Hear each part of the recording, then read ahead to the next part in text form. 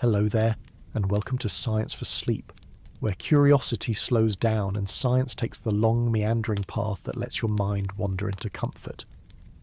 Tonight, I'd like to take you somewhere not many have gone, at least not in person, though all of us have heard whispers of it. It's a place on our own planet, yet it feels more distant and mysterious than the Moon or Mars. A place so deep, so dark and so strange that for most of human history, it was left entirely to imagination. The Mariana Trench, Earth's deepest abyss. Before we sink gently toward those shadowy waters, let me ask you something. Where in the world are you listening from tonight? Are you close to the coast, where the ocean breathes in and out at the shore? Or are you somewhere far inland, where the sea is just a distant thought?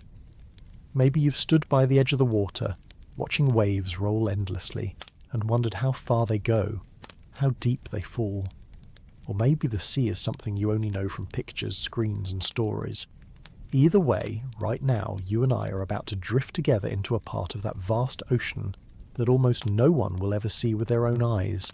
Strange thought, isn't it, that most of Earth's surface is covered by water, but the places beneath are less familiar than the surface of distant planets. If you find comfort in journeys like this one, slow explorations that invite you to learn, wonder, and maybe even doze along the way, I'd be grateful if you gave this a like or subscribed. It helps this little corner of calm reach others who might need a gentle pause in their day or a quiet companion at night. Thank you for being here, and thank you for bringing your curiosity with you. Now let's begin to let go of the surface. Picture yourself at the shoreline for just a moment. The horizon looks wide and calm, maybe dotted with ships or seabirds. But under those rolling waves lies an entire world stacked downward in layers. Imagine swimming down past the familiar waters, where sunlight still shines bright enough to see fish darting and corals branching. If you kept going, you'd pass the point where the sunlight fades to a dim twilight, where shapes grow faint and colours fade to blues and greys. Keep descending, and even that dim light vanishes. This is where the true deep begins, a place of permanent night. And if you had the endurance to keep going still, far below even that silent dark, you would eventually arrive at a cut in the ocean floor, a wound in the crust of the earth itself, plunging deeper than Mount Everest is tall. That is the Mariana Trench. It sits quietly in the western Pacific Ocean, east of the Philippines and south of Japan, curving like a giant scar across the seabed. It stretches over 1,500 miles long, which is about the distance from Los Angeles to Kansas City. But it is its depth, not its length, that has fascinated explorers and scientists alike. At its deepest point, known as Challenger-deep, it reaches nearly 11 kilometres below sea level. That's about 36,000 feet. If you dropped Mount Everest into the trench, the summit would still be hidden beneath more than a mile of water. Just pausing on that number for a moment, it's hard to imagine what that much water above you would even feel like. The pressure down there is over 1,000 times greater than at the surface. It's the kind of pressure that could crush a human body instantly, collapse steel and squeeze air into something unrecognisable. Yet somehow, against all odds, life has found a way to exist even there. But I'm getting ahead of myself. Before we drift too far into those depths, it's worth remembering that for most of human history, the ocean itself was already mysterious enough without worrying about what lay at its bottom. The trench was unknown to the sailors and explorers of ancient times. They had no tools to measure its depth. To them, the sea itself was already endless and terrifying, full of storms, unpredictable winds, and the sense that monsters might lurk beneath. The idea of a trench, deeper than the tallest mountains, would have been unthinkable, so they told stories instead. Tales of giant serpents pulling ships into the deep, of whirlpools that swallowed fleets whole, of gods and spirits ruling unseen realms below the waves. The ocean was treated almost like another sky, unfathomable and untouchable. Even today, the trench remains more legend than reality for most people. We know it's there. We can read its statistics. We can watch a video clip or see a diagram in a textbook. But those numbers don't sink in easily. 11 kilometres down. Pressure of 1,100 times the air around us now. Darkness so absolute that only light made by the creatures themselves can be seen. That gap between knowing and truly grasping the scale is part of why the trench still feels so mysterious. It's not just a fact to memorise, it's an environment so extreme that it challenges imagination. As we continue this journey, we won't rush. There's no need. The trench isn't going anywhere. It has been there for millions of years, carved by the movement of Earth's tectonic plates. It will be there long after us. So we can take our time to drift downward slowly, letting curiosity unfold layer by layer. We'll explore how the trench was discovered, how it has been measured and what creatures live in its shadows. We'll meet the submarines and robots that have dared to visit it, and we'll look at the strange connection between this abyss and the search for life beyond Earth. We'll even ask what it means that our own trash has reached the very bottom of the world.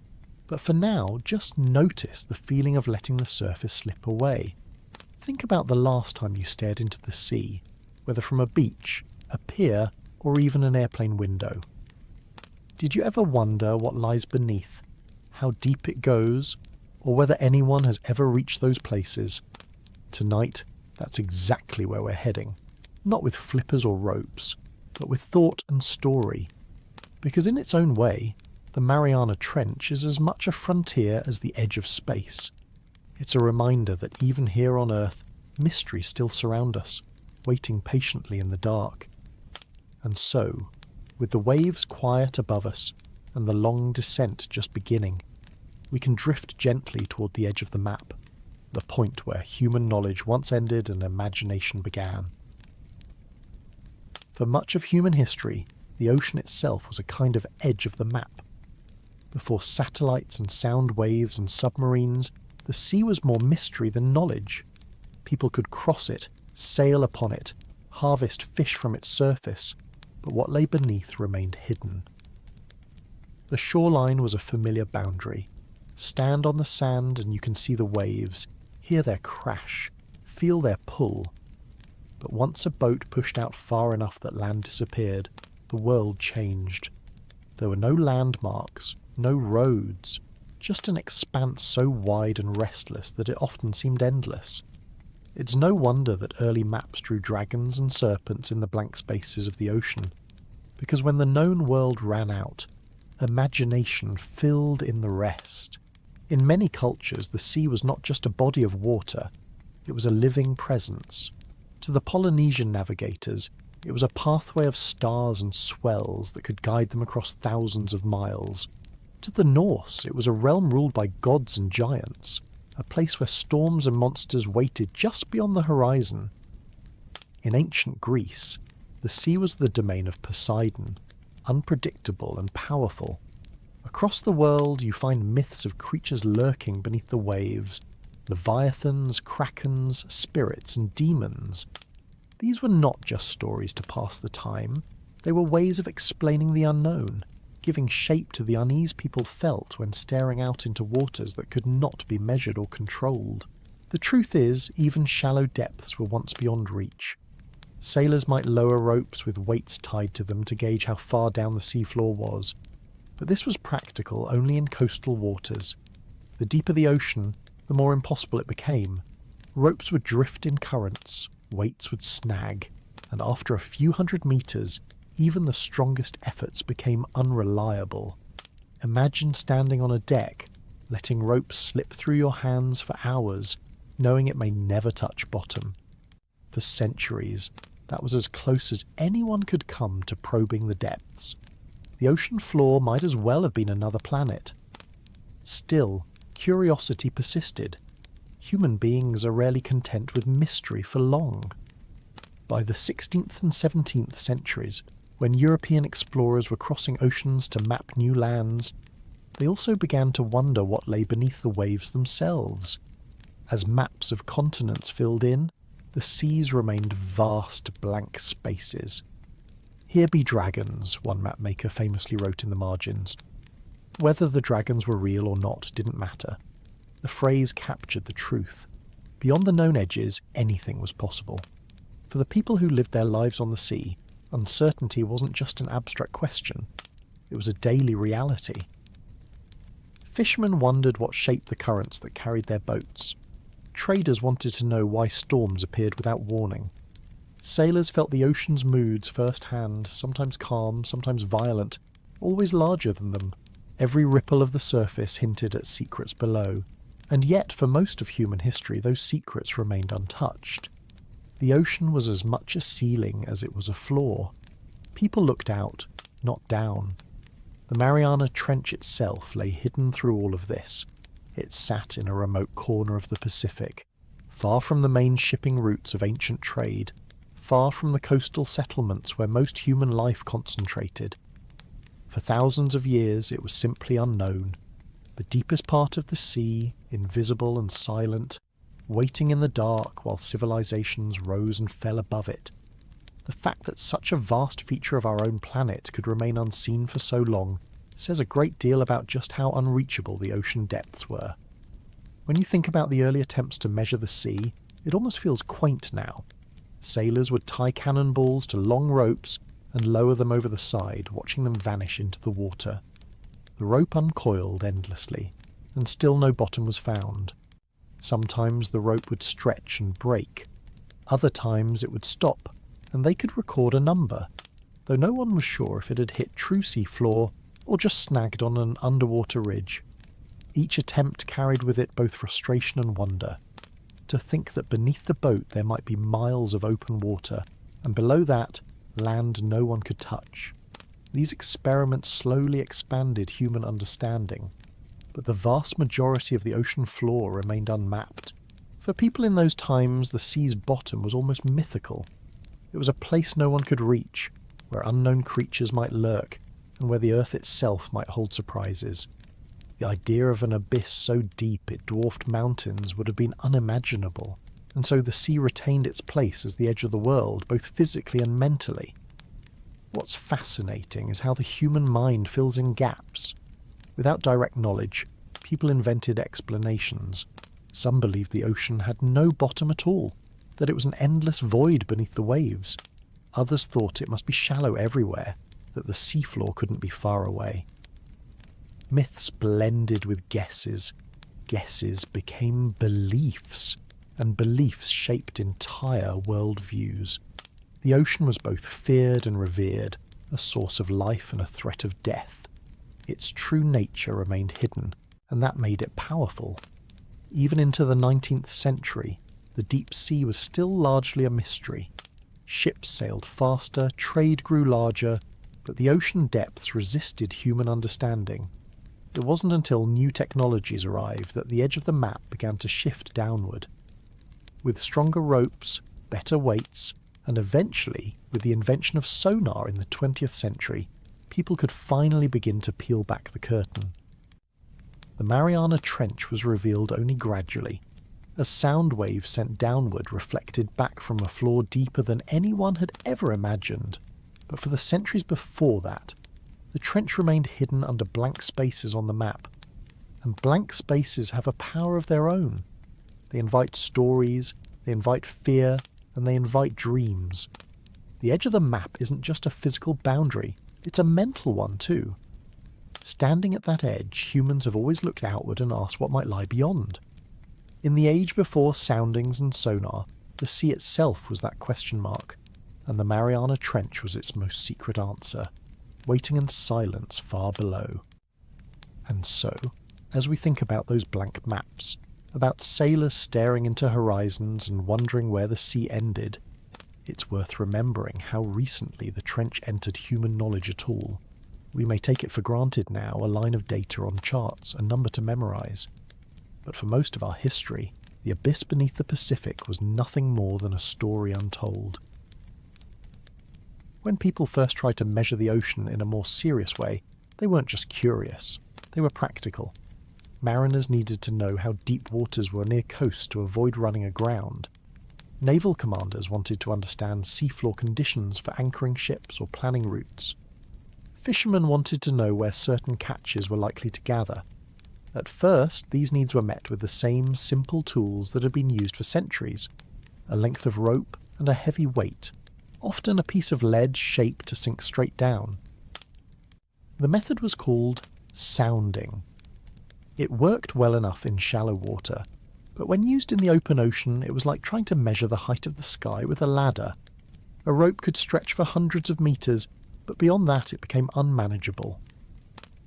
Imagine standing on the deck of a wooden ship, with the wind tugging at the sails and the waves tossing you side to side, as coils of rope unspool endlessly over the side.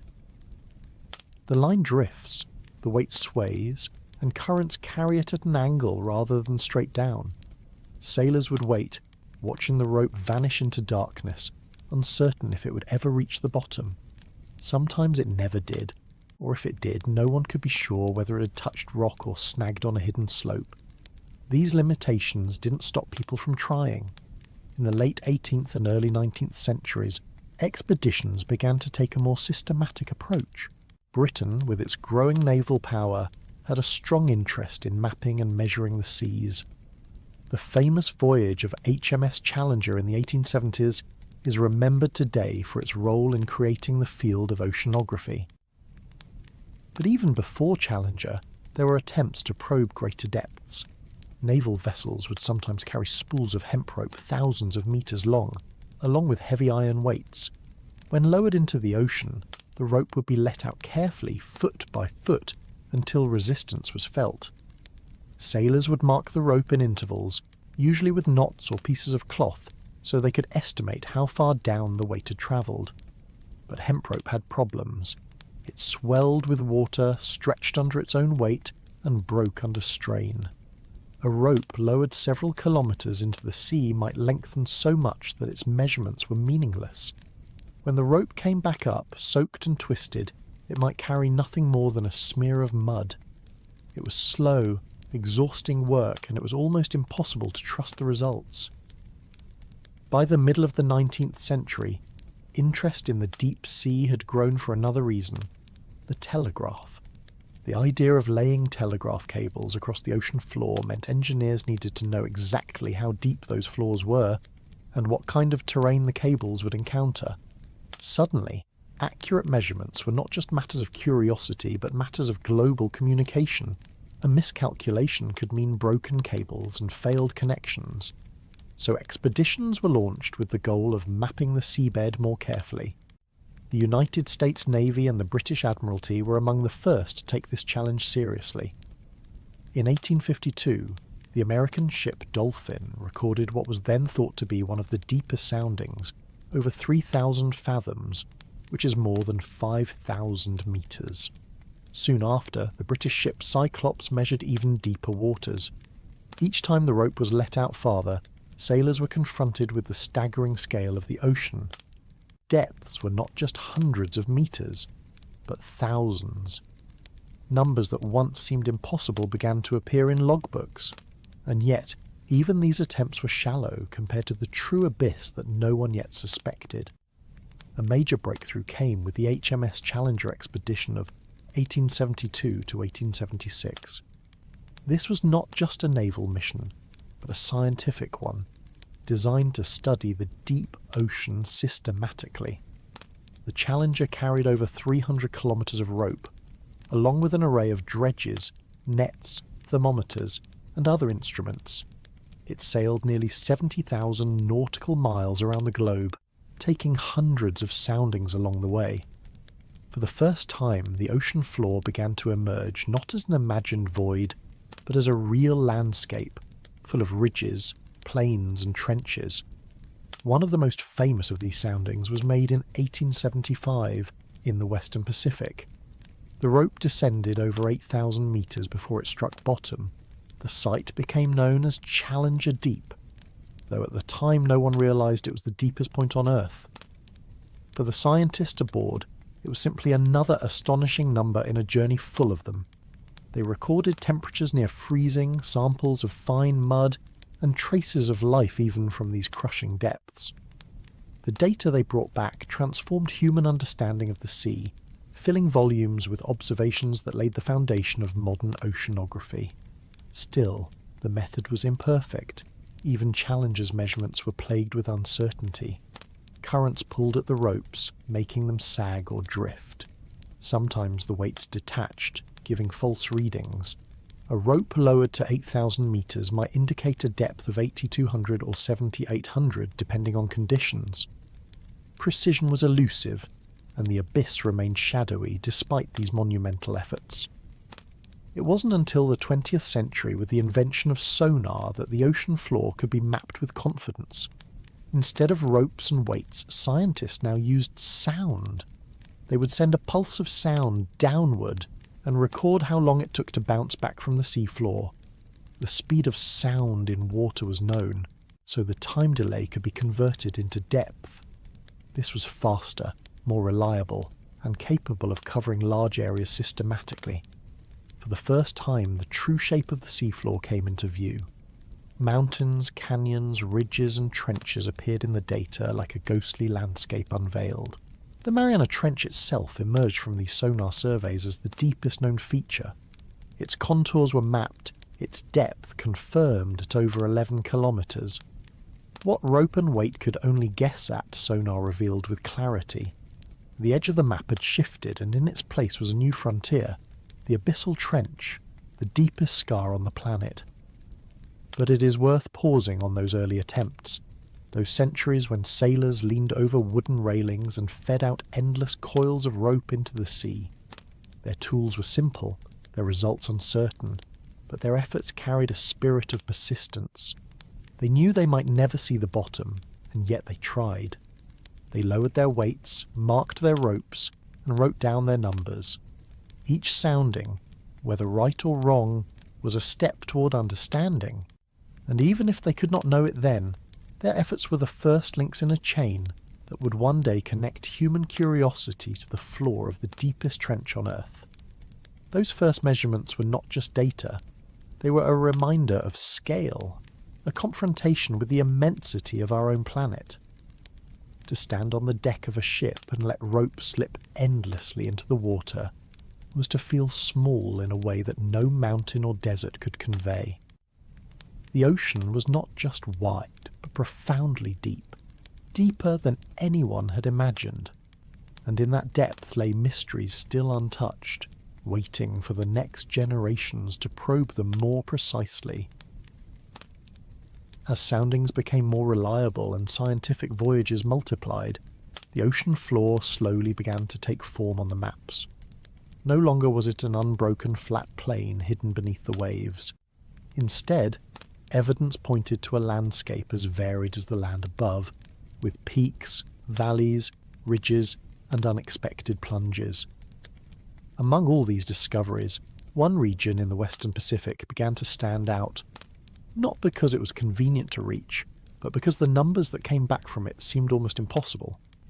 In the late 19th century, after the Challenger expedition had already reported depths beyond 8,000 metres, other ships began to record even more dramatic soundings.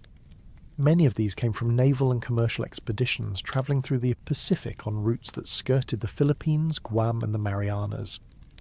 Time and again, when lines were lowered in certain areas east of the islands, the results suggested depths that surpassed anything measured elsewhere on Earth. At first, some suspected error. Ropes could still drift, weights could still detach, and sometimes results simply seemed too extreme to be credible.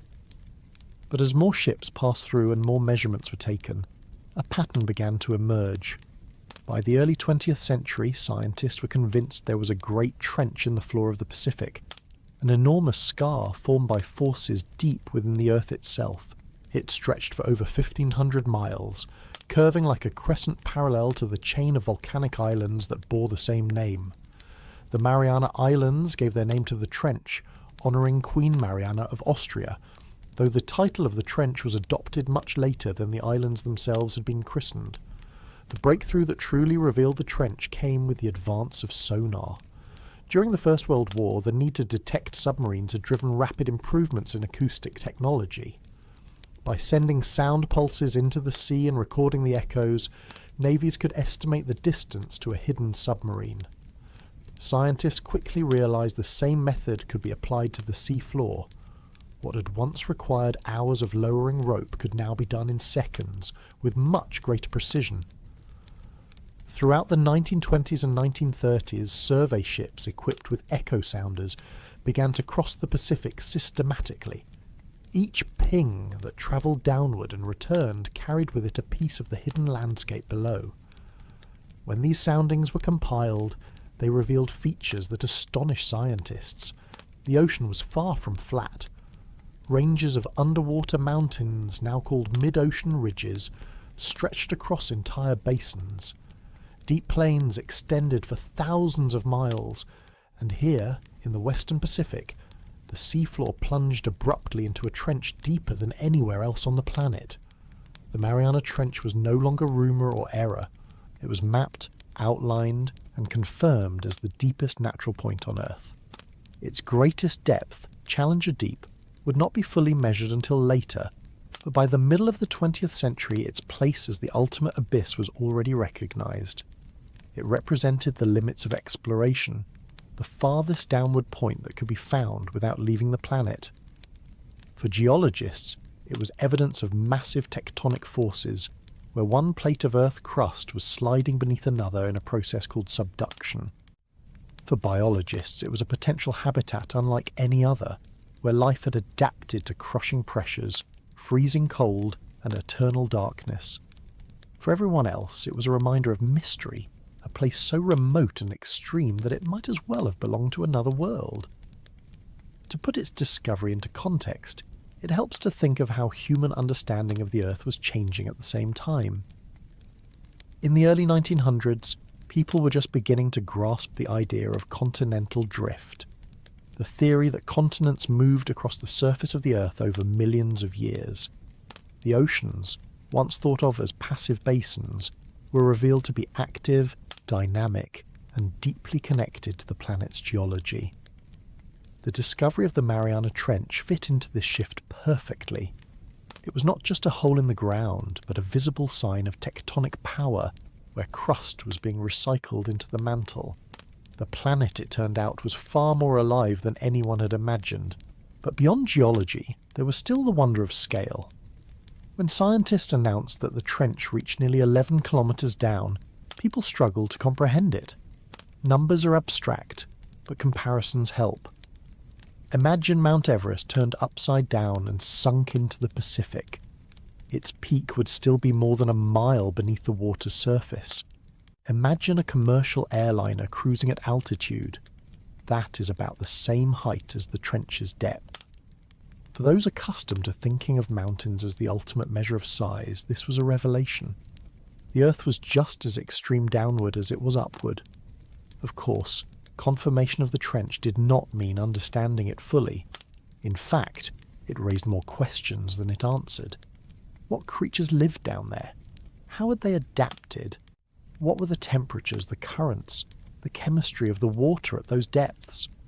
Was it possible for humans ever to descend to such an extreme place?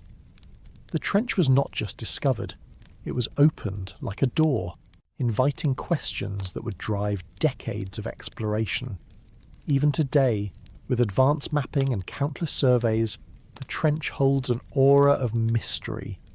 Part of this comes from its inaccessibility. Only a handful of human beings have ever reached its bottom, and only for brief moments. Robotic probes and remotely operated vehicles have visited more often, but the trench is vast, and each expedition samples only tiny parts of it. To say it has been discovered is not to say it has been understood. Much remains hidden in its folds, waiting patiently in the darkness. But to appreciate how remarkable that first discovery was, it helps to think of the perspective of the time. Imagine the moment when naval officers and scientists first saw the sonar readings, when they realised that the ocean floor fell away deeper than any mountain rose above the surface. Imagine how they must have felt, confronted with a number so large it defied intuition. The Earth had offered up one of its greatest secrets, not in the stars but beneath the sea. And just as explorers of earlier centuries had drawn dragons in the margins of their maps, scientists of the 20th century now filled in the blanks with soundings and charts, replacing myth with measurement. The discovery of the trench was not one event, but a gradual unveiling. It was the accumulation of countless soundings, each a small contribution to a larger picture. It was the work of sailors who lowered ropes into darkness, of engineers who built echo sounders, of scientists who compiled numbers into maps. No single person can be credited with the discovery. It was, like much of science, a collective achievement, but together their work transformed the unknown into the known, pulling the Mariana Trench from rumour into reality. And as soon as it was confirmed, attention turned naturally to the next question. What lay within? Knowing it existed was only the first step. To truly understand it, people would need to go deeper, not just with instruments, but with vessels strong enough to withstand the crushing pressure. The story of discovery was complete, but the story of exploration was only beginning. When the numbers first began to circulate, they didn't feel real. 11 kilometres, nearly 36,000 feet, a trench deeper than any other on Earth. To scientists who worked with measurements, the figures were astonishing. To the public, they were nearly incomprehensible. It's one thing to hear that the Mariana Trench is the deepest known point in the ocean. It's another thing entirely to try and imagine what that means in the scale of daily life. The truth is, the human mind struggles with extremes. We are comfortable with the size of things we can see and touch. A house, a tree, a hill. Even a tall building in a city can be grasped by craning our necks upward. But thousands of meters of water pressing down into darkness. That pushes far beyond instinct. To begin to imagine the scale, it helps to anchor it against things more familiar. Think first of Mount Everest, the tallest mountain above sea level, standing just over 8,800 meters high. If you could pick up Everest and drop it into the trench, its snow-capped peak would still vanish beneath more than 1.5 miles of seawater. The highest place on Earth would be swallowed, with no trace visible at the surface. For people accustomed to thinking of mountains as the ultimate measure of vertical size, this comparison begins to give perspective. The trench is not just deep, it is deeper than the tallest landform is tall. Another way to think about it is by comparing it to the flight of airplanes. A typical commercial jet cruises at about 35,000 feet. Passengers look down on clouds, mountain ranges, and sometimes even the curvature of the Earth. That altitude feels impossibly high when you're strapped into a seat, watching the world shrink below. Now imagine that instead of being above the clouds, you are beneath the ocean. The depth of the trench is roughly the same as the height of that flight. If you reverse the situation, taking an airliner and placing it on the seafloor of Challenger Deep, every passenger would be encased in black water, with more ocean above them than air normally separates them from space. Skyscrapers, too, offer another perspective. The world's tallest building, the Burj Khalifa in Dubai, rises about 830 metres. An engineering marvel, it towers over the city, dwarfing other buildings around it. And yet you could stack more than a dozen Burj Khalifas on top of one another and still not reach the surface if they were placed inside the trench. Even the most impressive human structures become insignificant compared to the depth of the abyss. Consider also the pressure. At the surface, we live under 1 atmosphere of pressure, the weight of the air above us. It's so ordinary we don't notice it. But descend just 10 meters underwater and you add another atmosphere of pressure. Divers feel it in their ears, a squeeze that intensifies the deeper they go. At 30 or 40 meters, scuba divers require special training and equipment to avoid dangerous effects on the body. At 100 meters, few ever venture, and those who do must use highly specialized systems. By the time you descend to the bottom of the Mariana Trench, the pressure is over 1,000 atmospheres. It's equivalent to placing 50 jumbo jets on top of you. That unimaginable force would crush the strongest submarines of the early 20th century like tin cans. Even modern steel hulls require reinforcement and engineering far beyond ordinary design to survive. And yet, despite how inhospitable it sounds, life does exist there.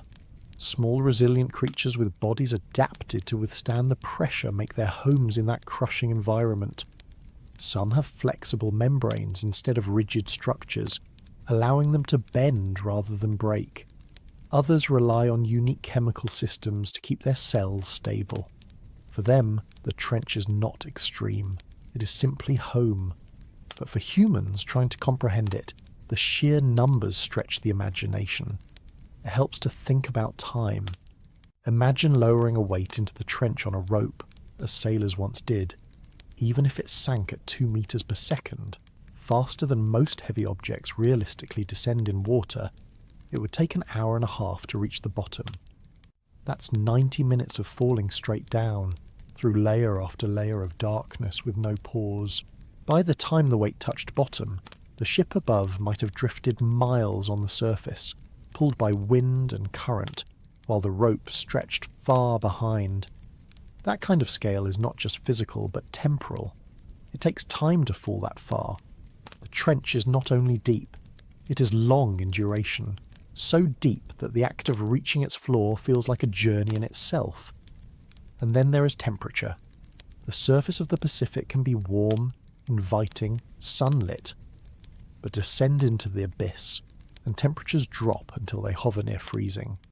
Just above the sea floor, the water is only a few degrees above zero. It's not frozen because of the immense pressure, but it is cold enough to sap the energy of anything unprepared. The contrast between the tropical surface and the icy depths only adds to the sense of scale. It's not just distance, it's a complete transformation of environment.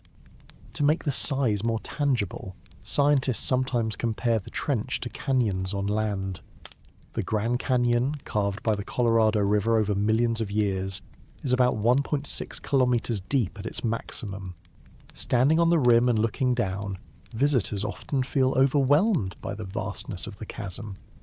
But the Mariana Trench is nearly 7 times deeper. Imagine standing on the floor of the Grand Canyon and looking up at walls so high you could stack 6 more canyons above them before reaching daylight. That is the proportion we're dealing with.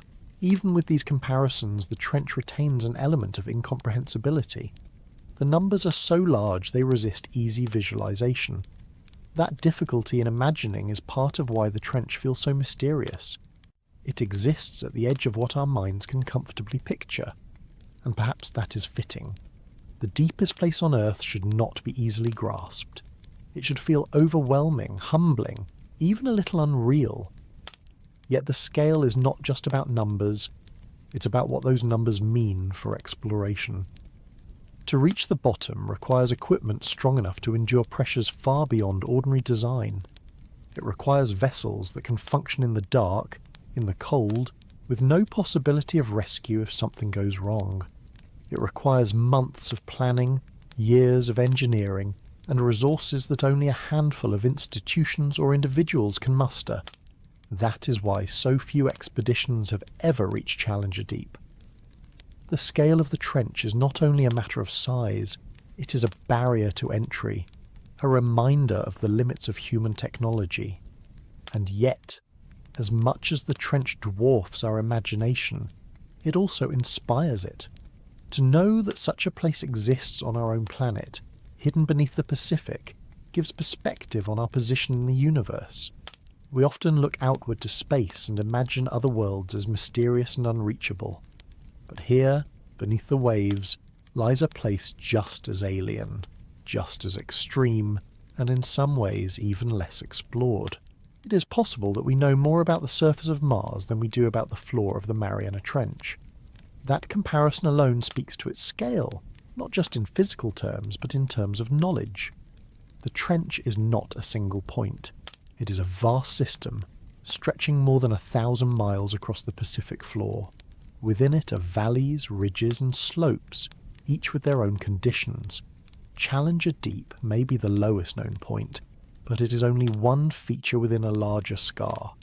To map it all would require countless surveys, each crossing back and forth with sonar, building a picture piece by piece.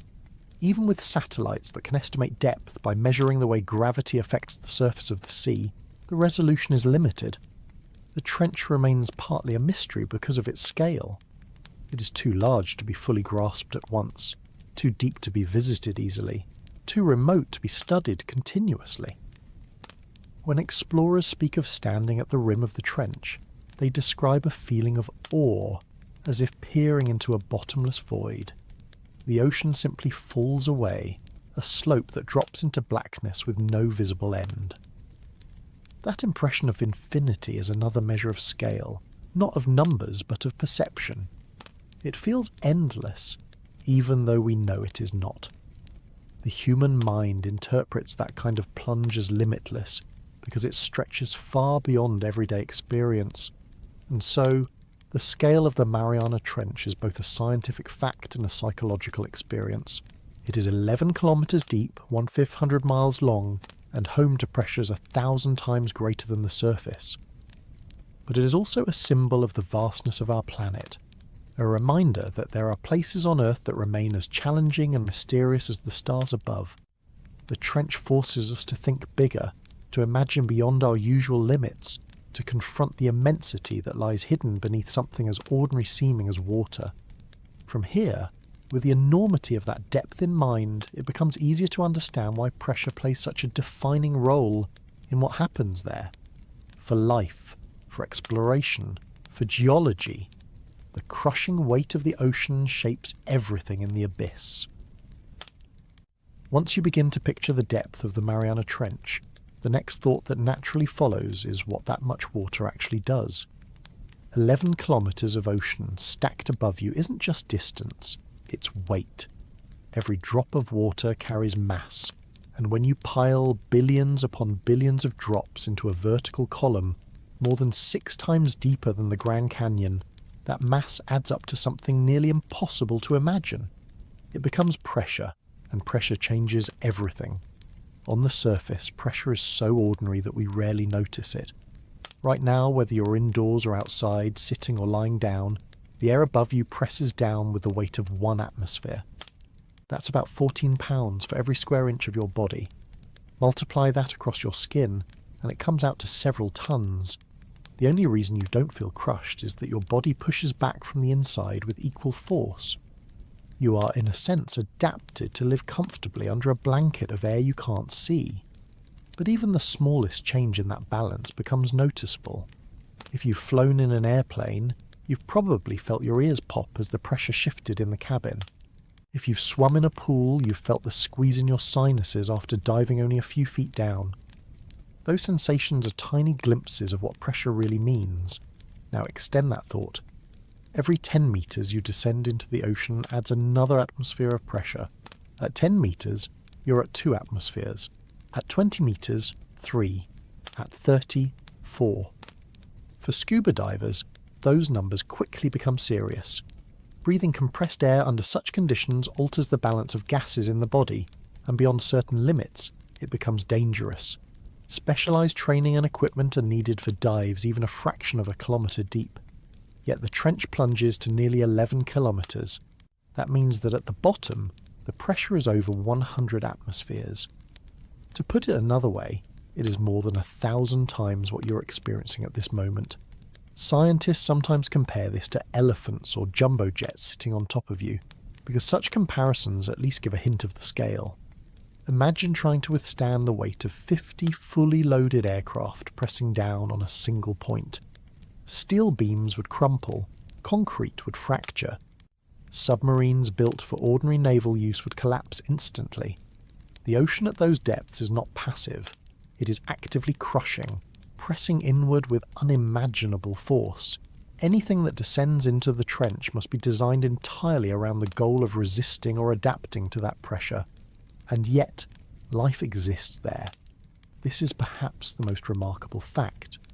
For humans, the trench represents a hostile environment requiring advanced technology just to survive for a few hours.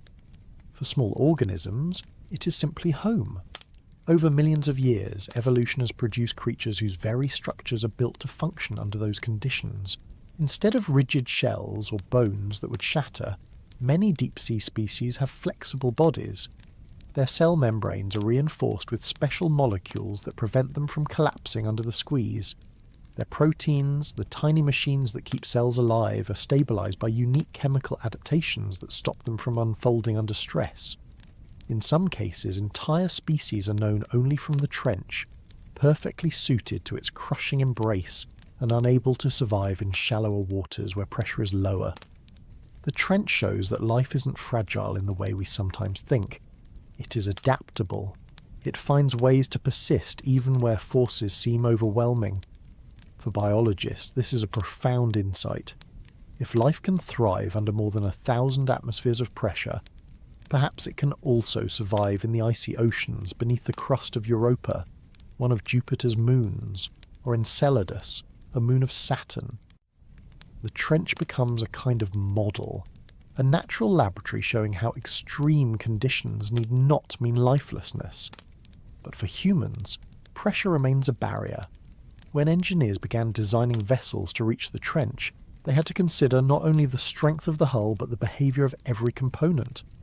Wires, bolts, seals, even the glass in viewing ports had to be built to withstand forces far beyond ordinary design. In 1960, when the Bathyscaphe Trieste made its historic descent to Challenger-deep, its spherical crew cabin was made of thick steel, several inches thick, carefully shaped so that pressure would be distributed evenly across the surface. Even so, as it sank, the explorers inside heard creaks and groans as the metal adjusted to the squeeze. At one point the outer window cracked under the strain, though the inner barrier held. They remained safe, but the sound was a reminder of just how close the line between success and disaster can be when facing the weight of an entire ocean. Modern unmanned submersibles face the same challenges. Every electronic system must be shielded. Every joint must be sealed. Batteries must be designed not to rupture under pressure. Even the simplest experiment, such as sending down a camera, requires protective casing strong enough to keep the crushing water out. And when objects not built for the trench are taken down, the results are dramatic. Styrofoam cups sent to the bottom emerge shrunk to a fraction of their original size, compressed by the weight of the sea. It is a vivid demonstration of how absolute the pressure really is. Even rock and geology respond differently under such conditions. Sediments at the bottom of the trench are compacted into dense layers. The immense pressure contributes to the way tectonic plates move and interact. In fact, the trench exists because of that pressure in the first place, formed where the Pacific plate is forced beneath the smaller Mariana plate, in a process that has shaped earthquakes, volcanoes, and island chains. The pressure is not just a consequence of the trench, it is part of the mechanism that created it. For anyone imagining what it would feel like to be down there, the answer is simple. Without protection, it would be instant death.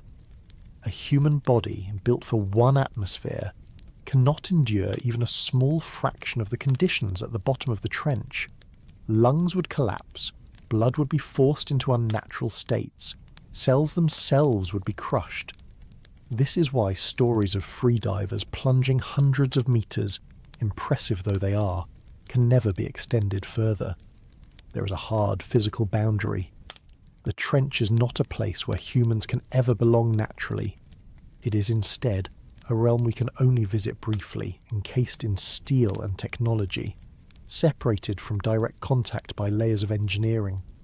Yet, despite how hostile it is, the pressure of the trench is also strangely reassuring. It demonstrates the raw, undeniable power of nature. In a world where human influence reaches into nearly every corner of the environment, the trench remains a place beyond our direct control. It reminds us that there are still limits, still boundaries that demand respect. For explorers, that pressure is both a challenge and a warning. It is the reason why so few have descended into the abyss, but it is also the reason why those who do describe the experience with awe. And even knowing the dangers, curiosity persists. People want to see what exists in that dark, pressurized world. They want to understand how life adapts, how geology shifts, how ecosystems function under such conditions. They want to test the boundaries of technology, to prove that even in the face of 1,000 atmospheres, exploration can continue. Pressure is not only an obstacle, it is part of the allure. It is what makes the trench extreme, mysterious, and worth studying.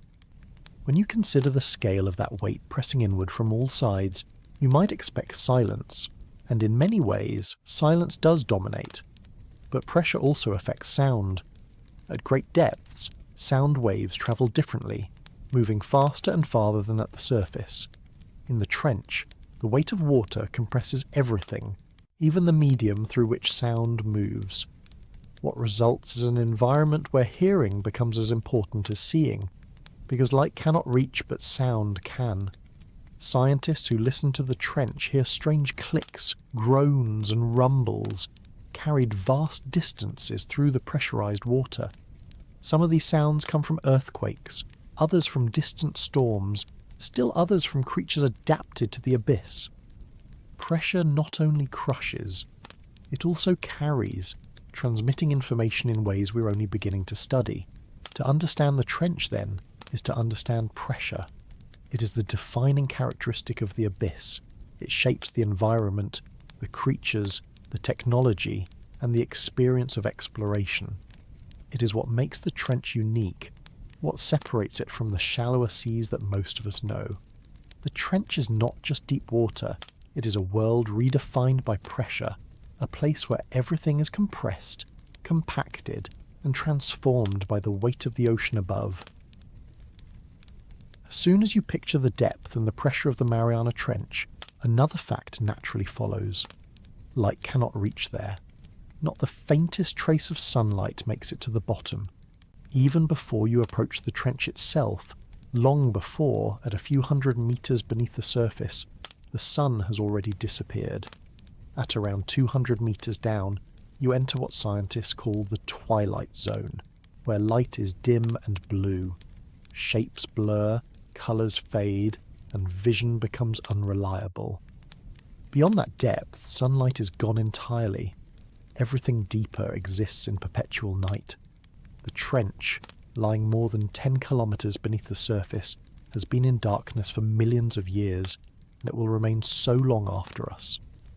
Darkness of this kind is hard to imagine because human beings live entirely in the light. Even at night we have stars, street lamps, screens, or the glow of the moon. True, total darkness is rare. Our eyes are not built for it. Spend a few moments in a darkened room and your pupils adjust, reaching for whatever faint light they can find. But in the trench, there is nothing for them to adjust to.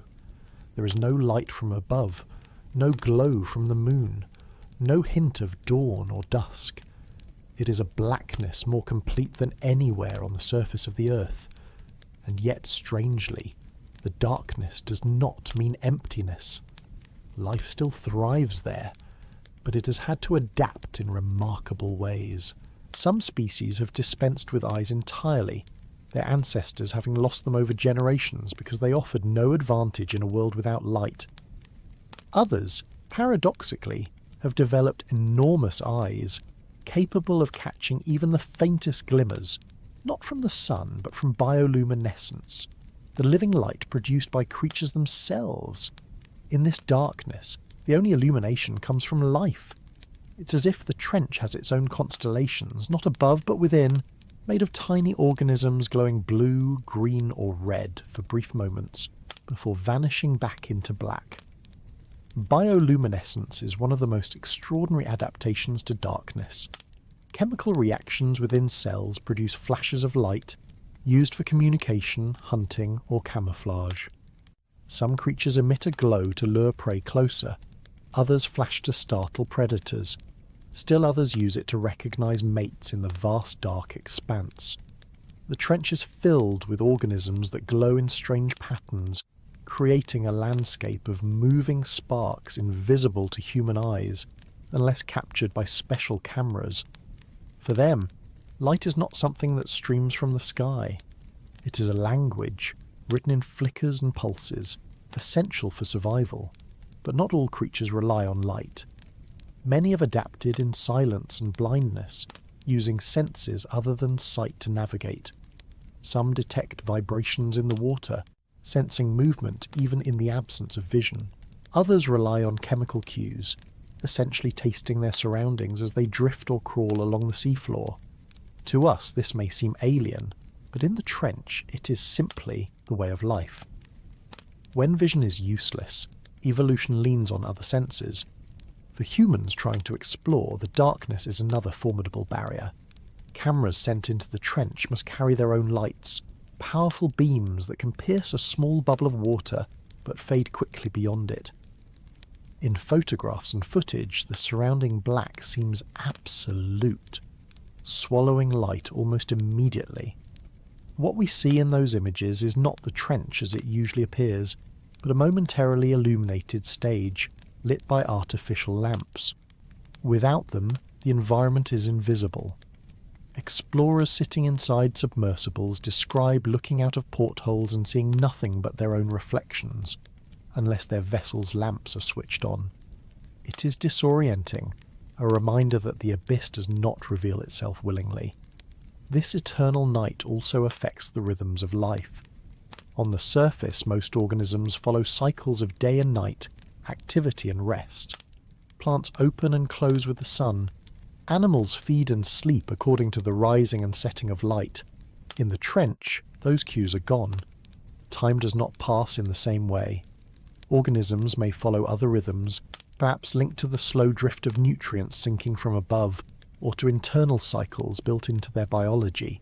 But the day-night cycle, the most familiar of all patterns on the surface, is absent.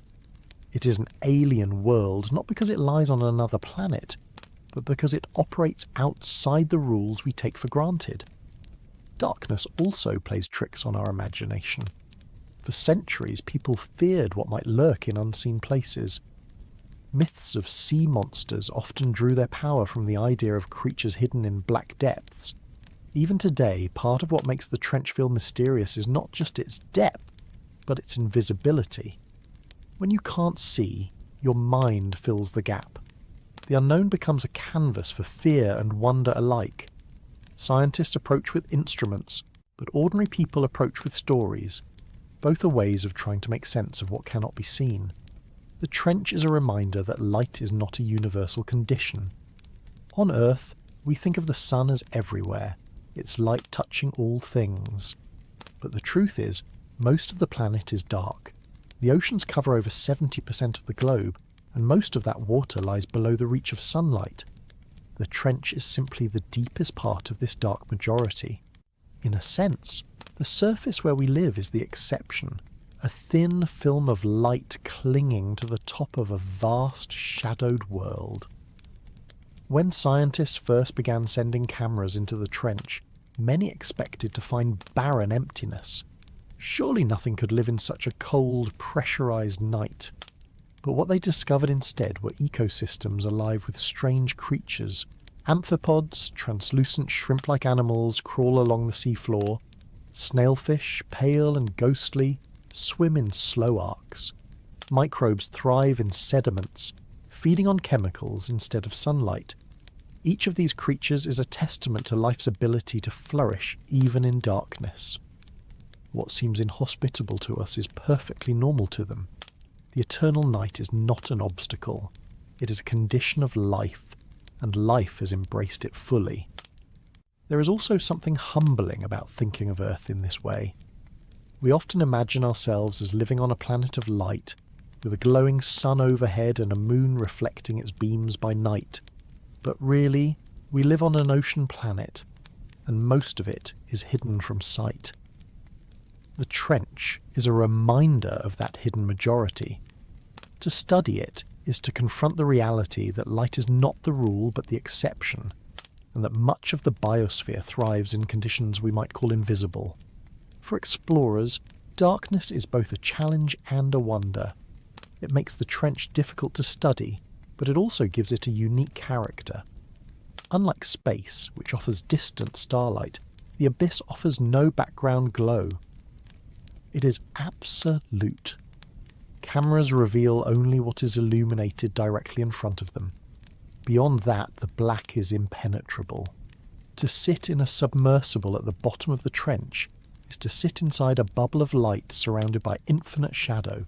Some explorers describe the experience as calming, others as unsettling, but all agree it is unlike anything on the surface.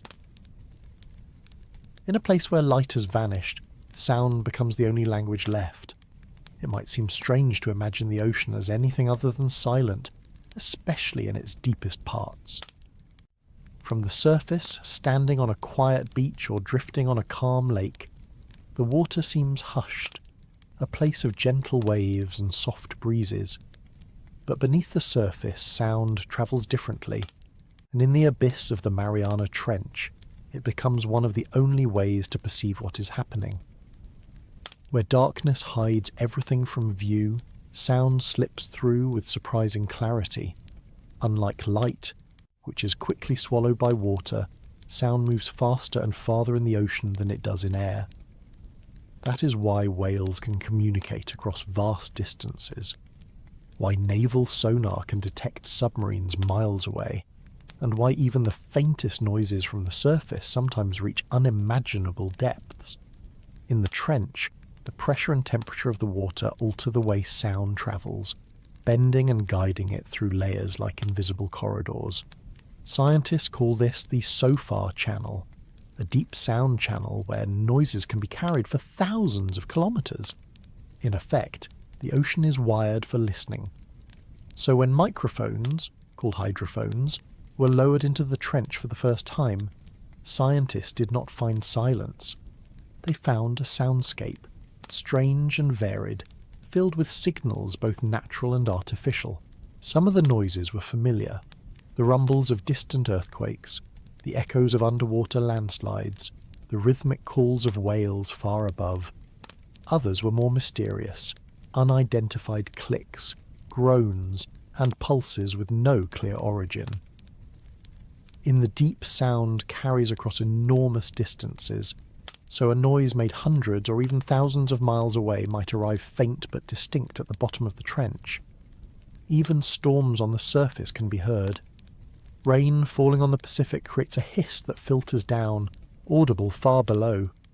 Thunderclaps roll like muffled drums.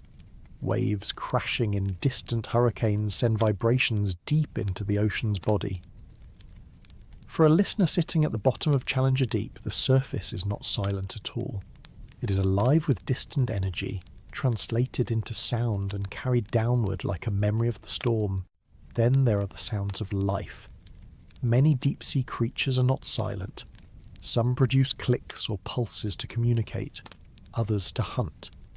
Shrimp can snap their claws to create sharp bursts. Certain fish drum against their swim bladders to create vibrations. Even in the trench, life announces itself, though the calls may be faint or difficult to interpret. For animals in complete darkness, sound is often as essential as vision is to us. It tells them where others are, what is moving, whether danger is near or food is approaching. Each click and rumble becomes part of a vast, unseen conversation. Humans listening in for the first time were surprised by just how busy it seemed. They expected a void, perhaps occasional groans of the earth itself, but instead they heard variety.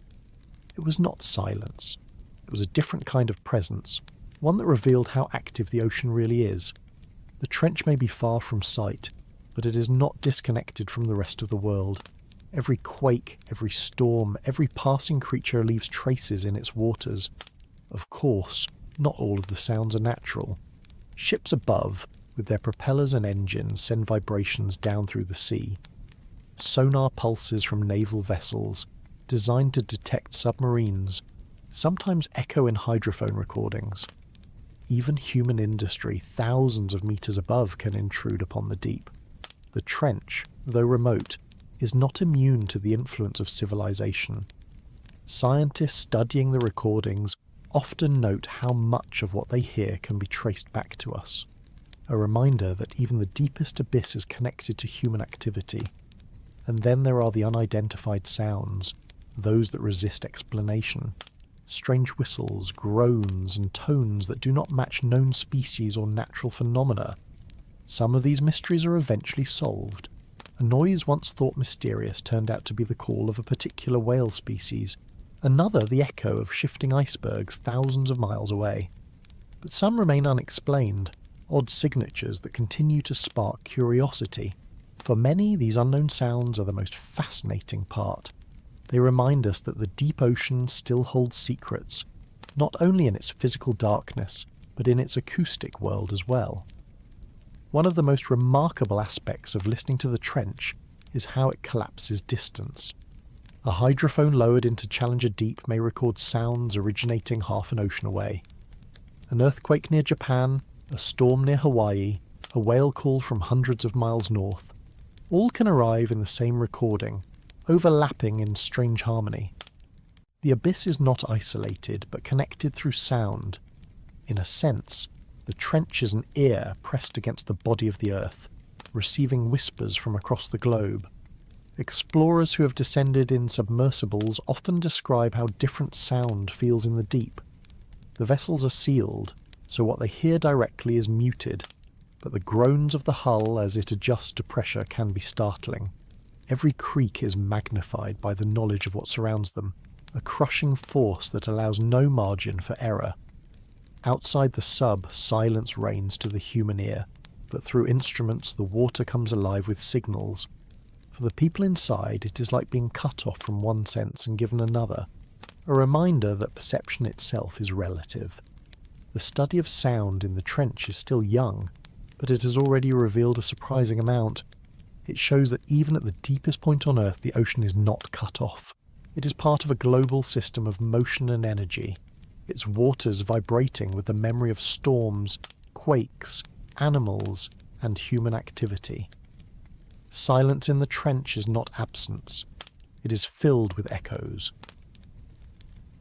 When people imagine alien life, they often picture distant planets with harsh landscapes, strange atmospheres, and bizarre creatures that look nothing like anything on Earth.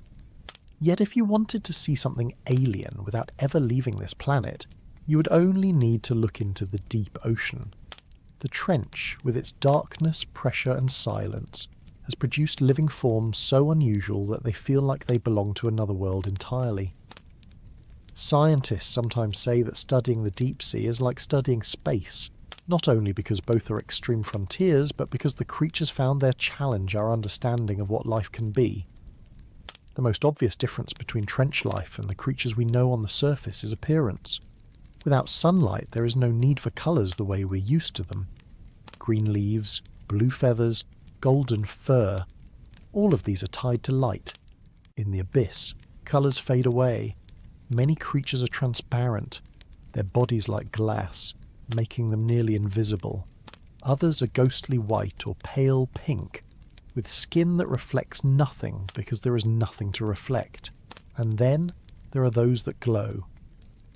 Bioluminescence is so common in the deep that it could be called the trench's equivalent of sunlight.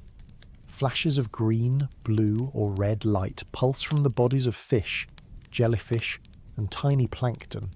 Some produce steady glows, others rapid bursts, still others twinkling patterns. To the human eye, it looks like drifting stars scattered across black water. One of the strangest examples is the anglerfish, famous for the glowing lure that hangs from its head. In the eternal night, the lure is a hunting tool. Small fish and crustaceans are drawn to the light, mistaking it for food or company, only to be swallowed by the waiting predator. The anglerfish itself looks almost monstrous, with a huge mouth full of needle-like teeth and a body adapted for swallowing prey nearly as large as itself. To us it looks frightening, but in the trench it is simply efficient, a design honed by evolution to survive where food is scarce and opportunities fleeting. Other creatures use light not for hunting but for disguise. Some emit a glow from their undersides that matches the faint light filtering from above, a trick called counter-illumination. To predators looking up from below, the glowing belly blends with the dim light, making the creature invisible. Still others use light to communicate, sending flashes to attract mates or warn rivals. For them, light is not beauty but language. It is survival in code, written across bodies that drift through the black. Beyond light, many trench creatures seem alien because of their proportions. In the absence of gravity's usual influence, bodies can take on shapes that would seem impractical on land. Giant squid with eyes the size of dinner plates peer into the darkness, their tentacles reaching extraordinary lengths. Gulp eels open mouths so large they seem out of proportion to their slender bodies, capable of engulfing prey much larger than themselves. Blobfish, which have become icons of deep-sea strangeness, appear gelatinous and distorted when brought to the surface because their bodies are adapted to balance against crushing pressure, not the relative emptiness of shallow water. Size itself takes on extremes. Some deep-sea creatures are miniature, adapted to survive on the tiniest scraps of food. Others grow to enormous proportions, like the colossal squid or the giant amphipods discovered in trenches, far larger than their shallow water relatives. This phenomenon, sometimes called deep-sea gigantism, is still not fully understood. Some scientists think it relates to slower metabolisms in the cold, high-pressure environment. Others suspect it is an adaptation to scarcity, with larger bodies allowing more efficient energy use. Whatever the reason, the result is creatures that seem exaggerated, stretched beyond normal limits, as if designed in the imagination of someone inventing alien species. And then there are the microbes, the invisible majority of life in the trench. In sediments on the seafloor, in the pores of rocks, and in the water itself, microbial communities thrive. They do not need sunlight or photosynthesis. Instead, they rely on chemosynthesis, using chemicals like methane, hydrogen, or sulfur to fuel their metabolism. Some are extremophiles, organisms adapted to conditions of extreme temperature, pressure, or acidity. These microbes are especially fascinating because they demonstrate that life does not require the conditions we take for granted. If they can thrive in the crushing cold dark of the trench, why not in the oceans beneath the ice of Europa, or in hydrothermal vents on other planets? To astrobiologists, the trench is not just a curiosity. It is a blueprint, evidence that life can emerge and persist under conditions once thought impossible. For most people, seeing images of trench creatures is enough to provoke both wonder and unease. The translucent bodies, the gaping jaws, the glowing patterns, they look unlike anything in daily experience. But to see them as monstrous is to see them through the wrong lens. To them, we are the aliens, creatures who require sunlight, air, and fragile balances to live. In their world, they are perfectly adapted.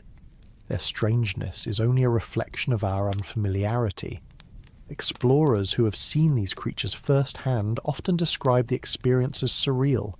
Sitting in a submersible, shining lights into the dark, they watch as unfamiliar forms drift into view.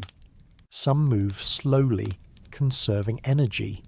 Others dart quickly, seizing the chance for a meal. A shrimp-like creature may float past, glowing faintly. A fish with transparent skin might hover just outside the beam. For the humans inside, it feels like looking at animals from another planet. But the realization follows quickly. This is our planet. These are Earth's aliens, hiding in plain sight, unknown to us simply because they live where we cannot go. The diversity is immense. Scientists estimate that only a fraction of deep-sea species have been identified. Each expedition tends to bring back new discoveries, sometimes entire new families of organisms. In recent years, robotic submersibles have filmed strange, gelatinous blobs, spiral-shaped siphonophores stretching dozens of meters, and jellyfish that pulse with light like living lanterns. Each find adds to the sense that the trench is not just a hole in the ground, but an ecosystem, teeming with complexity we have barely begun to understand. Food in the trench is scarce, and this scarcity shapes the behaviour of its inhabitants. Most of the energy that sustains life there comes from the marine snow, a gentle rain of organic particles drifting down from the surface. Dead plankton, bits of algae, fragments of larger creatures, all fall slowly through the water, sometimes taking weeks to reach the bottom. For trench creatures, this snow is precious. They sift it, capture it, and compete for it. Some animals are scavengers, rushing to consume the carcasses of whales or fish that sink to the depths. Others feed on bacteria that themselves consume the organic material. The entire ecosystem is built on the faint trickle of energy from above, a slow, sparse economy where nothing is wasted. And yet, despite these harsh conditions, the trench harbours surprising abundance. In sediments, microbial populations number in the millions per cubic centimetre. Amphipods swarm around baits lowered by researchers, arriving quickly even from the shadows. Fish patrol the slopes, adapted to pressures that would crush surface species instantly. This abundance speaks to the resilience of life, even in a place where light never shines, where food arrives only in fragments, where pressure is overwhelming. Life finds ways not only to exist but to flourish. For humans, the trench provides more than scientific data. It offers perspective. To look at its creatures is to realise that our definition of normal life is narrow. We think of grass, birds, mammals and trees as the standard, but in truth, most of the planet's biosphere is very different.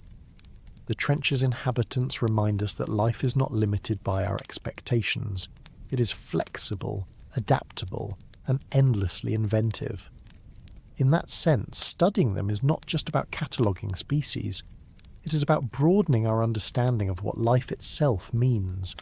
And when you think about that, about glowing fish, transparent shrimp, microbes that eat chemicals instead of sunlight, and creatures that could be mistaken for designs from science fiction, the name alien life doesn't feel like exaggeration.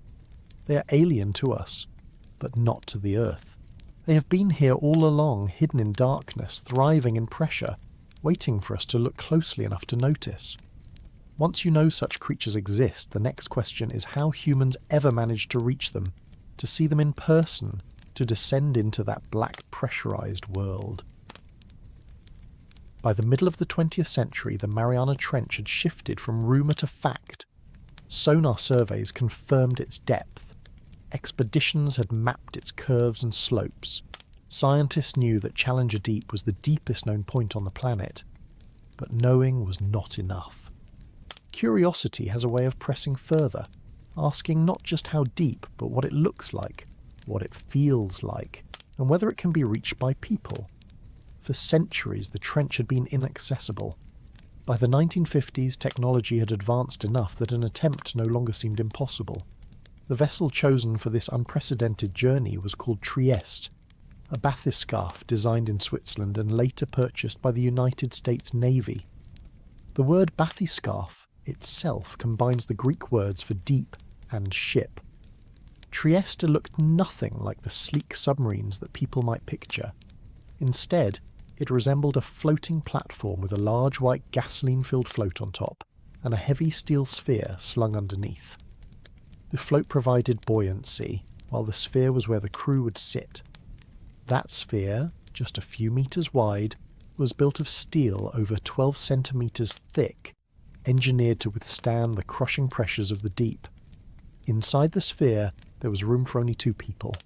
In January of 1960, those 2 were Jacques Picard, a Swiss oceanographer and engineer whose father had helped design the craft, and Don Walsh, a US Navy lieutenant. Together, they prepared to attempt what no one had ever done, descend all the way to Challenger Deep, nearly 11 kilometres below the surface. The dive began near Guam on the morning of January 23rd, 1960. Trieste was towed out to sea and made ready. The float above the crew sphere contained gasoline, which, being lighter than water, provided the necessary buoyancy. To descend, the bathyscaphe carried tons of iron pellets as ballast. By releasing or holding these pellets, the crew could control their descent or ascent. It was a simple but effective system, relying on gravity and buoyancy rather than propellers or engines. At the start of the dive, Picard and Walsh climbed into the cramped steel sphere through a narrow hatch. Once sealed inside, they had only a few small viewports of thick glass to look through. The interior was barely large enough to sit. There was little room to move, and the air was humid and stale.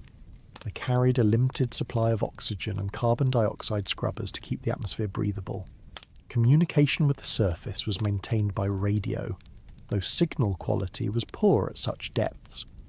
With final checks complete, they began their descent. The first part of the journey was surprisingly fast. As ballast weights pulled them downward, they sank through the upper ocean layers. Light quickly faded, replaced by dim blue, then black. Through the windows, little could be seen beyond occasional drifting particles. Minutes stretched into hours. Pressure outside the sphere increased relentlessly, though inside they remained safe, encased in their tiny bubble of steel. The sounds of the dive were mostly mechanical, the creaking of the hull as it adjusted, the crackle of static over the radio, the faint hum of instruments. At around 9,000 metres, something alarming happened. One of the outer plexiglass viewports cracked under the immense pressure. A loud bang echoed inside the sphere, startling both men. But the inner glass and the steel sphere held. They continued, knowing that the margin for error was thin. In an environment where pressure exceeded 1,000 atmospheres, even the smallest failure could be fatal. Yet they pressed on. The descent took nearly 5 hours. Imagine sitting in a steel ball, knowing that kilometres of water are piling above you, the weight increasing every second. The darkness outside is absolute. The journey is not like falling, but like sinking endlessly, slowly, deeper and deeper into an invisible world. At last, the depth gauge indicated nearly 10,900 metres. They had arrived at Challenger Deep. The bottom of the trench was not what many had expected. Through the windows, Picard and Walsh saw a flat, muddy seafloor covered with fine sediment. The water around them was surprisingly clear, though illuminated only by the vessel's lights. And then, most astonishing of all, they reported seeing life. Small fish, resembling flatfish or sole, moved slowly along the bottom. Their presence proved that complex organisms could survive even in the crushing pressure of the deepest ocean. For scientists of the time, this was revolutionary. It challenged assumptions that life could not exist at such depths. Picard later described the seafloor as a waste of beige mud, as far as the eye could see. Walsh recalled that it was featureless but not lifeless. The two men had only about 20 minutes at the bottom. Their instruments recorded the conditions. They took in the view, limited as it was, and then they released ballast to begin their ascent. The journey upward was faster, taking about 3.5 hours. By releasing iron pellets, the bathyscaphe became lighter and floated toward the surface. At last, after nearly 9 hours underwater, Trieste surfaced. Picard and Walsh emerged, cramped, tired, but alive, having reached a place no human had ever been before and proving it was possible. The dive of Trieste remains one of the great achievements of exploration. In some ways, it was the underwater equivalent of the first moon landing. Just as astronauts stepped onto another world, Picard and Walsh descended into Earth's deepest abyss.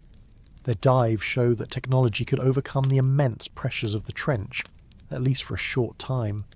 It also showed that life persisted even in the most extreme environments, and yet, despite its success, the dive was not repeated by humans for decades.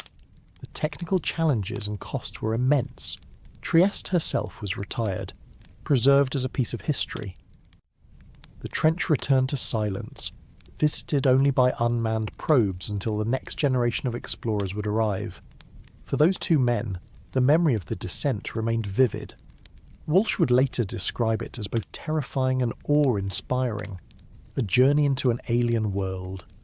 Picard saw it as a triumph of human curiosity and engineering. Together they had shown that the abyss could be reached. When people speak of the Mariana Trench today, the dive of Trieste is always remembered. It was the first time human beings looked directly at Challenger Deep. The first time the deepest point on Earth was not just measured, but experienced.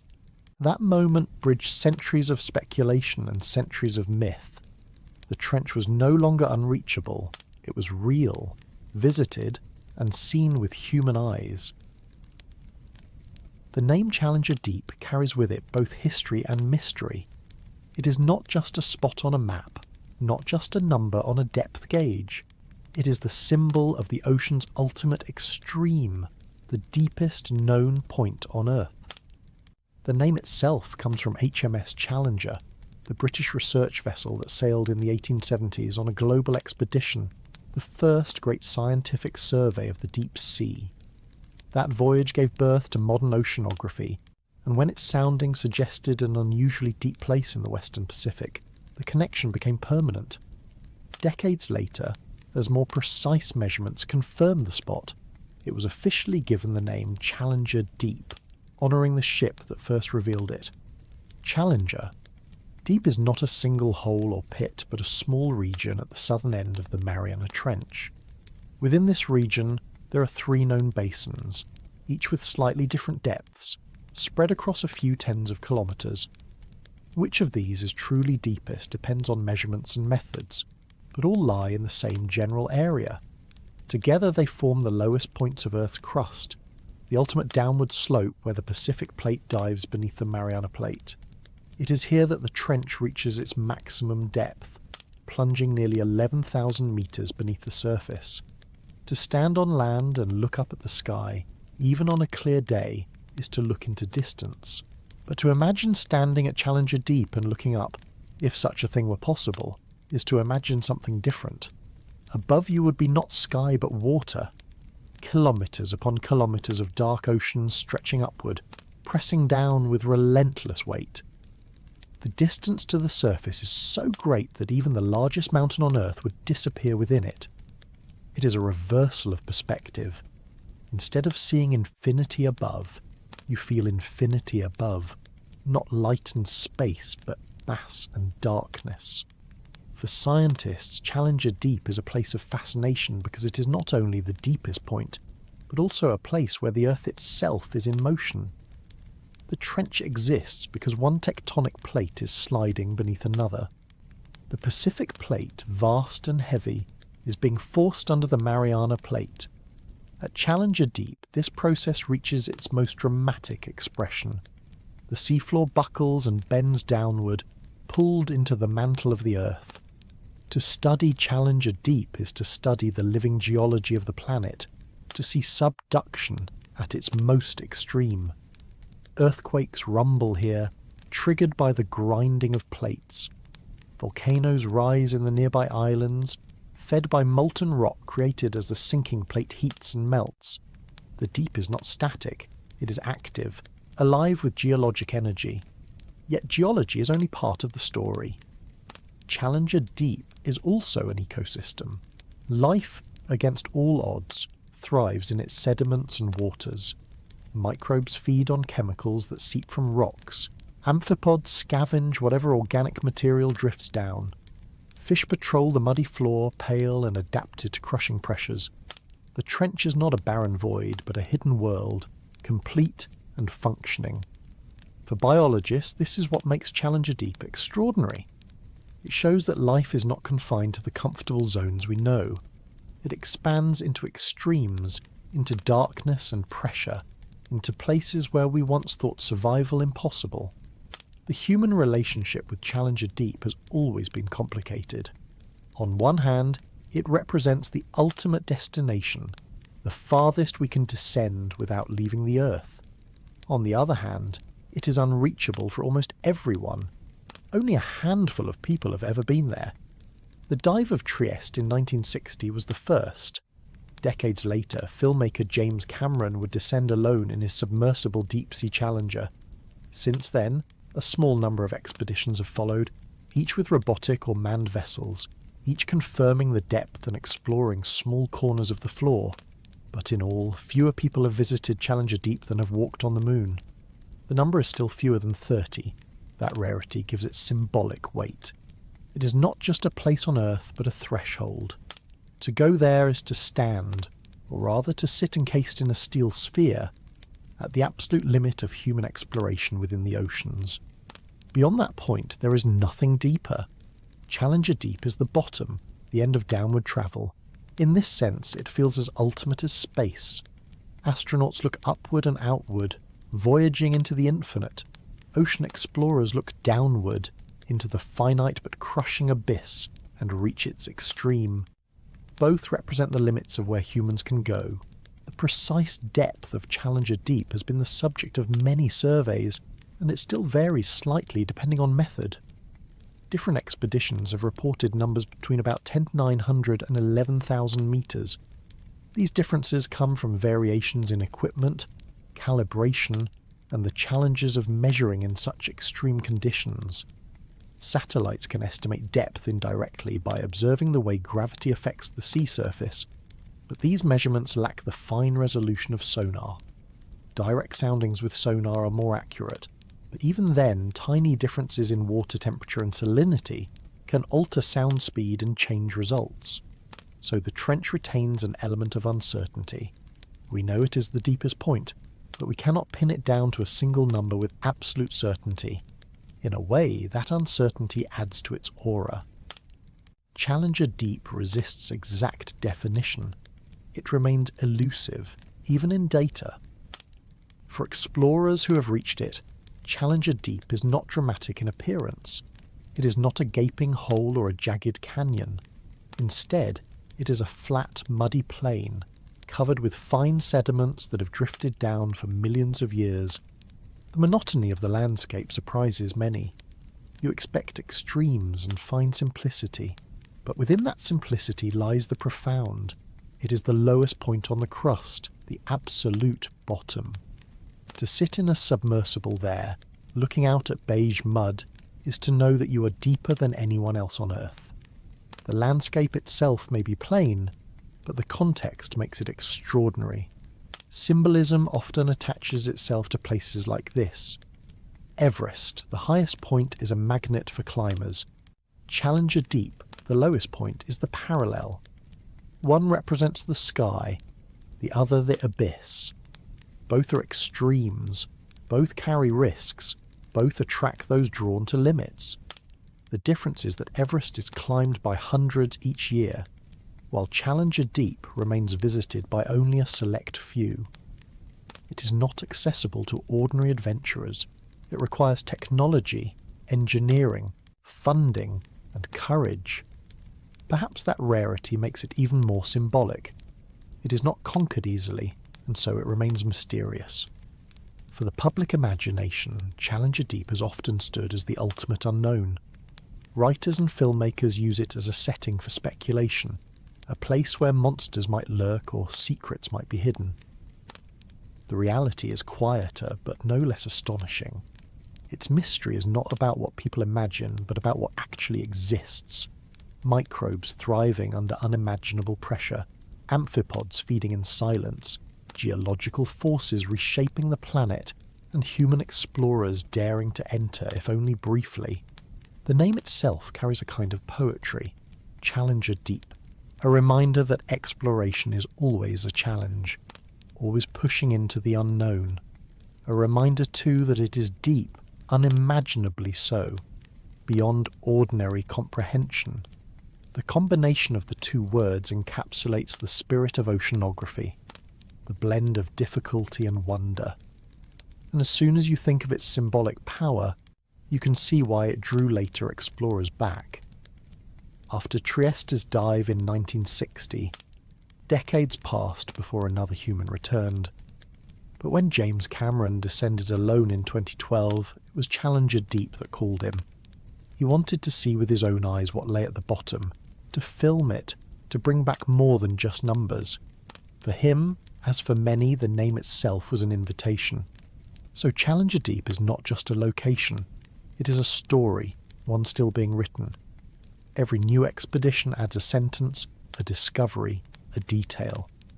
But the core remains the same. It is the deepest place on Earth, the end of downward exploration, a place where geology, biology, and human curiosity meet. Its plain mud floor holds symbolic weight far greater than its appearance suggests. For more than 50 years after the Trieste dive, Challenger Deep remained untouched by human presence. Machines had been lowered, sonar had scanned, but no person had looked out through a viewport at the bottom of the world since Jacques Piccard and Don Walsh in 1960. In that time, astronauts had walked on the moon, spacecraft had visited the outer planets, and technology had transformed every aspect of human life. Yet the deepest place on Earth, lying not in the distant cosmos but right here beneath the Pacific, had gone half a century without a visitor. That fact alone fascinated James Cameron, a filmmaker whose career had long been shaped by both storytelling and exploration. Cameron was already known for creating vast, detailed worlds on screen. He had directed films set on alien planets, in futuristic cities, and beneath the ocean. His movie The Abyss in 1989 was inspired by his own love of diving and the idea of hidden life deep below the surface. He was also the director of Titanic, a film that drew heavily on his personal expeditions to the wreck itself. For Cameron, filmmaking and exploration were not separate passions. They were two sides of the same drive, to go where few had gone, to see with his own eyes, and to bring back stories for others to experience. So when the opportunity arose to build a new submersible, capable of reaching Challenger Deep, he embraced it. The project took years of design and engineering. Unlike Trieste, which had used a steel sphere slung beneath a float, Cameron's submersible, called Deepsea Challenger, was sleek and vertical, resembling a green torpedo. It was built to be piloted by a single occupant. That meant that when it descended, Cameron would be alone. The design was revolutionary. Instead of a large float filled with gasoline, Deepsea Challenger used specially developed syntactic foam, a material filled with tiny hollow spheres that provided buoyancy while withstanding crushing pressure. Its crew sphere, where Cameron would sit, was made of thick steel, barely large enough to fit him, with just enough room for controls and cameras.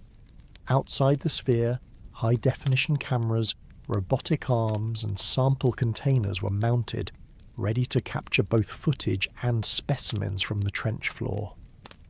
On March 26, 2012, the dive took place near the Mariana Islands. Cameron climbed into the submersible in the early morning. The hatch was sealed and the vehicle was lowered into the sea. As he began to descend, the world above faded quickly. Sunlight dimmed, then vanished. Hours stretched on as the sub sank deeper and deeper. Cameron later described how the descent felt endless, as if he were falling into another planet. He was cut off from the surface, communicating only through text messages sent slowly by acoustic signals. The deeper he went, the more the pressure mounted. Outside the sphere, the water pressed with more than 1,000 atmospheres of force. But inside, Cameron remained in a bubble of air, surrounded by controls, lights, and cameras. He passed through layers of the ocean few people had ever seen, through zones where bioluminescent creatures flashed briefly outside his viewports. Eventually he reached the abyssal plain, and then finally Challenger Deep itself. The depth gauge showed nearly 10,900 meters. After more than 2.5 hours of descent, he had arrived at the bottom of the world. What he saw was both familiar and astonishing. The seafloor stretched out as a plain of fine sediment, a beige desert beneath black water. Through his lights, Cameron could see small amphipods and other life drifting in the current. He manoeuvred the sub to collect samples, filming everything with high-definition cameras. For nearly 3 hours he explored, longer than anyone had ever stayed at such depths. Alone in that small sphere, he became the only person on Earth at that depth, a solitary human presence surrounded by billions of tons of water. Later, Cameron described the experience as one of isolation, but also of awe. The silence, the stillness, the knowledge of where he was all combined into something profound. He compared it to being on another planet, a frontier unexplored, vast and indifferent to human presence. Unlike in spaceflight, where astronauts can at least look out at stars, Cameron's view was of endless darkness broken only by the beam of his own lights. Yet within that beam were creatures, sediments, and formations that told stories about life and geology under unimaginable pressure. His dive was not only a personal achievement but a scientific one. Samples collected from the trench later revealed microbes with unique adaptations, providing clues about how life survives under such extremes. the footage he captured gave the world its clearest view yet of Challenger Deep, not as an abstract number, but as a real place. And his success proved that new technology could reach the bottom again, paving the way for future expeditions. For Cameron, the journey was also a way of uniting storytelling with exploration. He had built imaginary worlds on film, but this time he had ventured into one of Earth's real alien landscapes. The images he brought back were not fiction. They were evidence of a frontier still here, still alive, still waiting to be explored. The symbolism of his solo journey also struck many people. Half a century after two men had descended together, one man had gone alone. It was not just an engineering feat, but a reminder of how personal exploration can be. Sitting in a steel sphere the size of a small closet, Cameron had carried with him the curiosity of everyone who had ever wondered what lay at the bottom of the sea. When he surfaced, nearly 7 hours after beginning, he was greeted by ships and support crews who had followed his progress. The dive was hailed as a triumph, celebrated not only in scientific circles but in popular culture. It was a reminder that exploration did not end with the space race, that even on our own planet there are frontiers as mysterious and demanding as anything beyond Earth. And yet, despite the achievement, the trench still holds most of its secrets. Cameron's dive covered only a tiny fraction of Challenger Deep. The plane he saw was just one part of a vast region. Even now, years later, each expedition reveals new details, new species, new mysteries.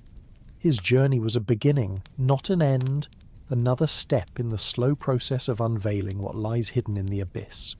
The dive of deep-sea Challenger reminded the world that the Mariana Trench is not just a line on a chart.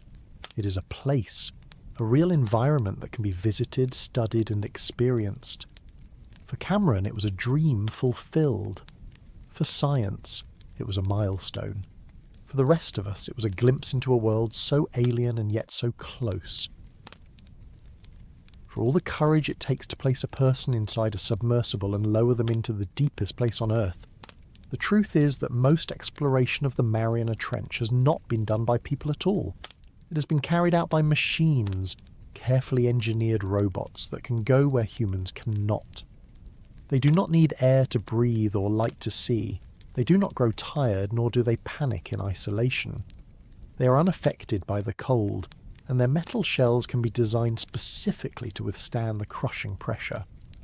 While human descents remain iconic milestones, the steady work of uncovering the trench has largely been the work of robotic explorers. These machines take many forms. Some are free-falling landers, essentially heavy frames carrying cameras, sensors and bait to attract life. Lowered into the sea and released, they sink under their own weight, drifting slowly down until they strike the bottom. There, they record whatever they can, transmitting data back to the surface or storing it for later recovery.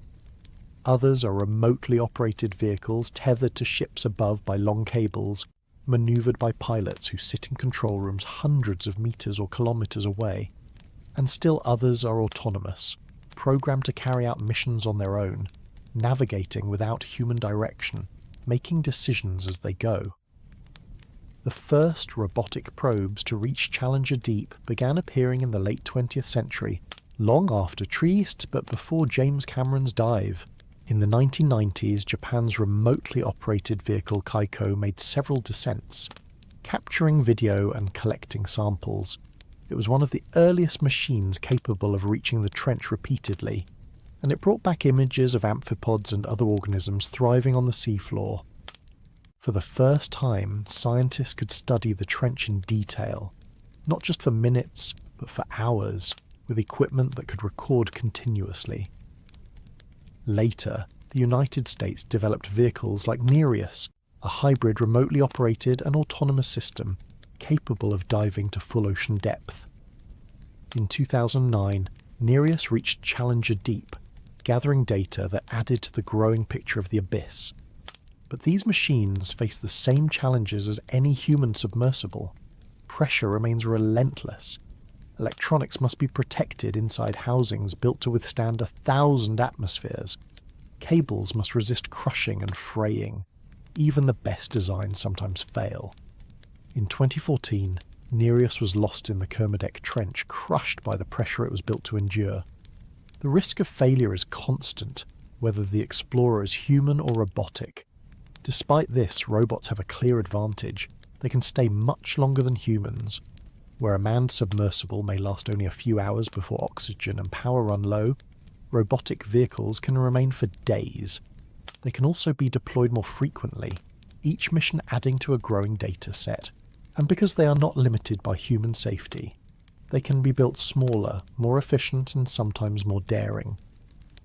A robot does not feel fear when descending into darkness. It simply follows its programming. The footage these machines have returned is striking. Images show vast plains of fine sediment, sometimes disturbed by currents, sometimes marked by the trails of animals crawling across the seafloor. Cameras capture amphipods swarming around baited traps, arriving quickly from the shadows. In one descent, scientists observed snailfish, pale and gelatinous, swimming gracefully despite the immense pressure. In another, they recorded unusual jelly-like organisms that drifted slowly past. Each image reveals life in an environment once thought impossible. Robots also bring back samples. Containers are opened and closed at depth, scooping mud, water, or even living organisms. These samples are then studied in laboratories, revealing not only the presence of life but its adaptations. Some microbes from Challenger Deep are found to metabolize chemicals in unique ways, thriving under pressure that would crush ordinary cells. These discoveries matter beyond curiosity. They inform biotechnology, medicine, and even astrobiology, showing how biological systems can be engineered or how they might function in other extreme environments. The trench is not only a biological frontier but also a geological one, and robots have contributed here as well. They have mapped the contours of the seafloor with sonar, traced fault lines, and recorded seismic activity. They have helped confirm the dynamics of subduction, the process by which the Pacific Plate dives beneath the Mariana Plate. By studying the sediments and rocks, scientists learn not only about the trench itself, but about the deep workings of Earth's crust. Robotic eyes and instruments turn the invisible into data, and that data reshapes our understanding of the planet. For the people who operate these machines, the experience is different from being inside a submersible. Instead of staring out of a viewport, they sit in control rooms aboard ships, watching screens.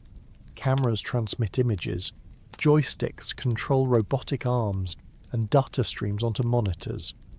It may lack the direct sensation of being physically present, but it allows more flexibility. A robotic arm can collect samples with precision. A camera can swivel and zoom. Instruments can run continuously without fatigue. In some ways, robots extend human senses into places we cannot go ourselves, and yet, even with these advantages, there is something uncanny about the work. Pilots describe watching a screen as their vehicle descends into blackness, the lights illuminating only a small patch ahead. It feels as if they are peering into another world, one where the rules are strange and the inhabitants unknown. The knowledge that the machine is kilometres below, connected by a fragile cable, adds to the tension. At any moment, a failure could mean losing the vehicle forever. Each mission carries both excitement and risk. The robots also face the problem of scale. The trench is vast, stretching more than 500 miles. Each descent covers only a tiny portion. Even after decades of robotic missions, most of it remains unexplored. What lies in the hidden folds and slopes is still largely unknown. The robots give us glimpses, but they cannot yet reveal everything. They show us fragments of a picture, pieces of a puzzle that remains incomplete. Still, with every mission, the trench becomes a little less mysterious. Robots have shown us amphipods at depths beyond 10,000 metres. They have revealed snailfish that survive where no other vertebrates are known. They have brought back microbes that defy expectations, and sediments that tell stories of Earth's shifting plates. Each success builds on the last, creating a mosaic of knowledge. and as technology improves, robots will continue to expand our reach, venturing deeper, staying longer, and mapping more than ever before. For now, though, they remain our most reliable eyes in the abyss. Human dives are rare and symbolic, but robotic dives are steady and practical. They are the daily explorers of the trench, the ones that keep the story moving forward. When robotic vehicles bring back their recordings from the trench, much of the attention naturally falls on the strange creatures moving through the water or crawling over the sediment. But beneath those animals lies something just as important, though less alive: the geology itself. The Mariana Trench is not simply a deep hole. It is the visible scar of an ongoing process, one of the most fundamental in Earth's history. A process that has shaped continents, built mountains, triggered earthquakes, and fueled volcanoes. To understand the trench is to understand the hidden machinery of the planet. The trench exists because of subduction. Along this stretch of the Pacific Ocean, the Pacific Plate, one of the largest pieces of Earth's outer shell, is slowly sliding beneath the smaller Mariana Plate. The plates move only a few centimetres each year, no faster than fingernails grow, but over millions of years that motion accumulates. One plate is forced downward into the mantle, bending the seafloor into a deep trench as it sinks. The Mariana Trench is the most dramatic example of this process anywhere on Earth, where the downward bend reaches its maximum depth. Imagine Earth's crust as a giant jigsaw puzzle, each piece thousands of kilometres across, floating on the hotter, softer mantle below. These pieces, the tectonic plates, shift and collide, carrying continents and oceans with them. Where they meet, boundaries form. Some boundaries push upward, creating mountain ranges like the Himalayas.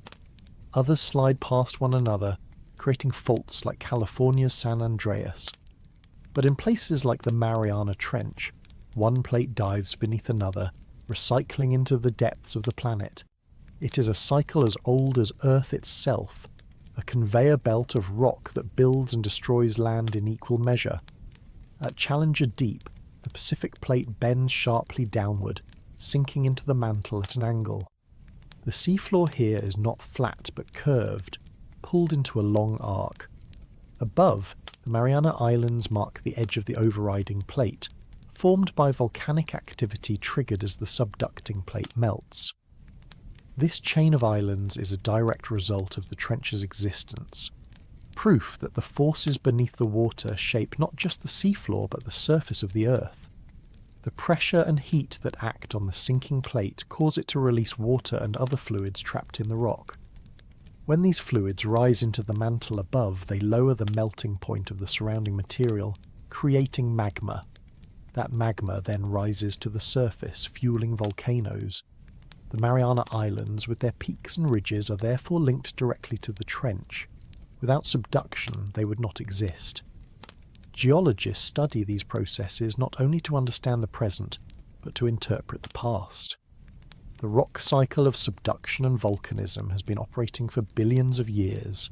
It has built continents, reshaped oceans, and controlled the distribution of land and sea. The Mariana Trench is not unique in being a subduction zone, but it is unique in its depth. That makes it an especially valuable window into the mechanics of the planet. Every measurement, every sample of sediment, every record of seismic activity adds to the picture of how Earth works. And earthquakes are an inseparable part of this picture. When plates grind against each other, stress builds. Sometimes that stress releases suddenly, sending shock waves through the crust. The Mariana region is seismically active, with earthquakes large and small. Some are barely noticeable, felt only by instruments. Others are powerful enough to shake islands and trigger tsunamis. For the people living in nearby regions, these quakes are reminders that the trench is not just a distant curiosity, but a force with direct impact on human lives. The deep geology of the trench reaches to the surface, its power expressed in sudden bursts of energy. Volcanoes too mark the trench's influence. Submarine volcanoes dot the seafloor, some active, some dormant. On land, the Mariana Islands themselves are volcanic in origin, built by repeated eruptions over millions of years. The link between trench and volcano is inseparable. Subduction creates magma, and magma creates volcanoes. To study one is to study the other, but the geology of the trench holds mysteries beyond the visible. Samples taken from sediments reveal not only the history of plate motion, but the history of Earth's climate. As particles settle to the seafloor year after year, they record chemical signatures of the ocean above. By drilling cores and analysing layers, scientists can reconstruct past temperatures, atmospheric conditions, and even the cycles of ice ages. The trench, in this sense, is a library. Its sediments contain stories written over millions of years, preserved under crushing pressure, waiting for instruments to decode them. Even the rocks themselves carry secrets. Minerals exposed to extreme pressure transform into new forms. Geologists study these high-pressure minerals to understand what happens as crust sinks deep into the mantle. Some of the rarest forms of matter on Earth are created not in laboratories but in trenches, where the natural pressure of kilometres of ocean accomplishes what no machine can easily replicate. Discovering these minerals helps explain the behaviour of Earth's interior, the flows of heat and material that drive tectonics. Robotic explorers have helped reveal some of these details. Cameras record landslides tumbling into the trench walls triggered by earthquakes. Sensors detect chemical plumes rising from the seafloor, evidence of fluids escaping from the subducting plate. Seismic instruments record tremors that ripple through the crust, tracing the movement of rock kilometres below. Each measurement adds another thread to the story, weaving together biology, geology and chemistry into one system. For many, the trench is a reminder of scale, not just in depth, but in time. The processes that created it began millions of years ago and will continue millions more. The Pacific plate will keep sliding, the trench will keep deepening or shifting, the islands will keep erupting and earthquakes will continue to rumble. Human lifespans are too short to notice such changes directly, but the geology speaks to vast timescales, the slow heartbeat of the planet.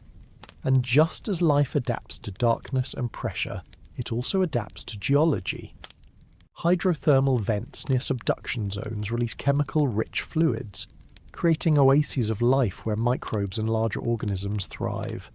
These ecosystems depend not on sunlight, but on geology itself, feeding on chemicals from the Earth's crust. In the trench, the line between geology and biology blurs. Rock, water, heat, and life are all connected, each shaping the other. The hidden geology of the trench is therefore not hidden at all, but expressed in countless ways, in the arc of islands above, in the volcanoes that erupt, in the earthquakes that shake, in the sediments that record time, and in the life that flourishes because of the chemistry it provides. To explore the trench is to explore Earth itself, its restless crust, its deep mantle, its cycles of creation and destruction. When scientists speak of life in the trench, they often pause to emphasise how extraordinary it is that it exists at all. At the bottom of the Mariana Trench, pressure is more than 1,000 times what we feel at the surface. Temperatures hover near freezing, sunlight never arrives, and food is scarce. It is a place that combines every extreme condition at once. And yet, life not only survives there, it thrives. To study these organisms is to see biology stretch to its absolute edge, to see how far the rules of life can bend before they break. One of the most important forms of life in the trench is also the smallest. Microbes are everywhere in the sediments, packed into mud that looks barren to the naked eye but under a microscope teems with activity. These microbes do not rely on sunlight. Instead, they feed on chemicals that seep from rocks or on the faint trickle of organic matter that drifts down from the surface. Many of them use chemosynthesis, transforming hydrogen, methane or sulfur into energy. For them, chemistry replaces light. They are not only survivors but pioneers, showing that life can be built on foundations entirely different from those we know at the surface. In some cases, these microbes are extremophils, organisms adapted to pressures and temperatures that would kill most cells instantly. They have proteins specially structured to remain stable under crushing force. Their membranes contain molecules that prevent collapse. Some produce unique enzymes that function only under high pressure, enzymes that fall apart when brought to the surface. These adaptations are so remarkable that scientists study them not only to understand the trench, but to consider what life might look like on other worlds. If microbes can survive here, perhaps they can survive under the ice of Europa or Enceladus, or in the subsurface oceans of other moons and planets. But microbes are not alone. Amphipods, small crustaceans resembling shrimp, swarm at depths beyond 10,000 meters. In baited traps lowered into Challenger Deep, amphipods gather quickly, their translucent bodies shining faintly under lights. They feed on whatever they can find, from drifting marine snow to the carcasses of larger animals that sink from above.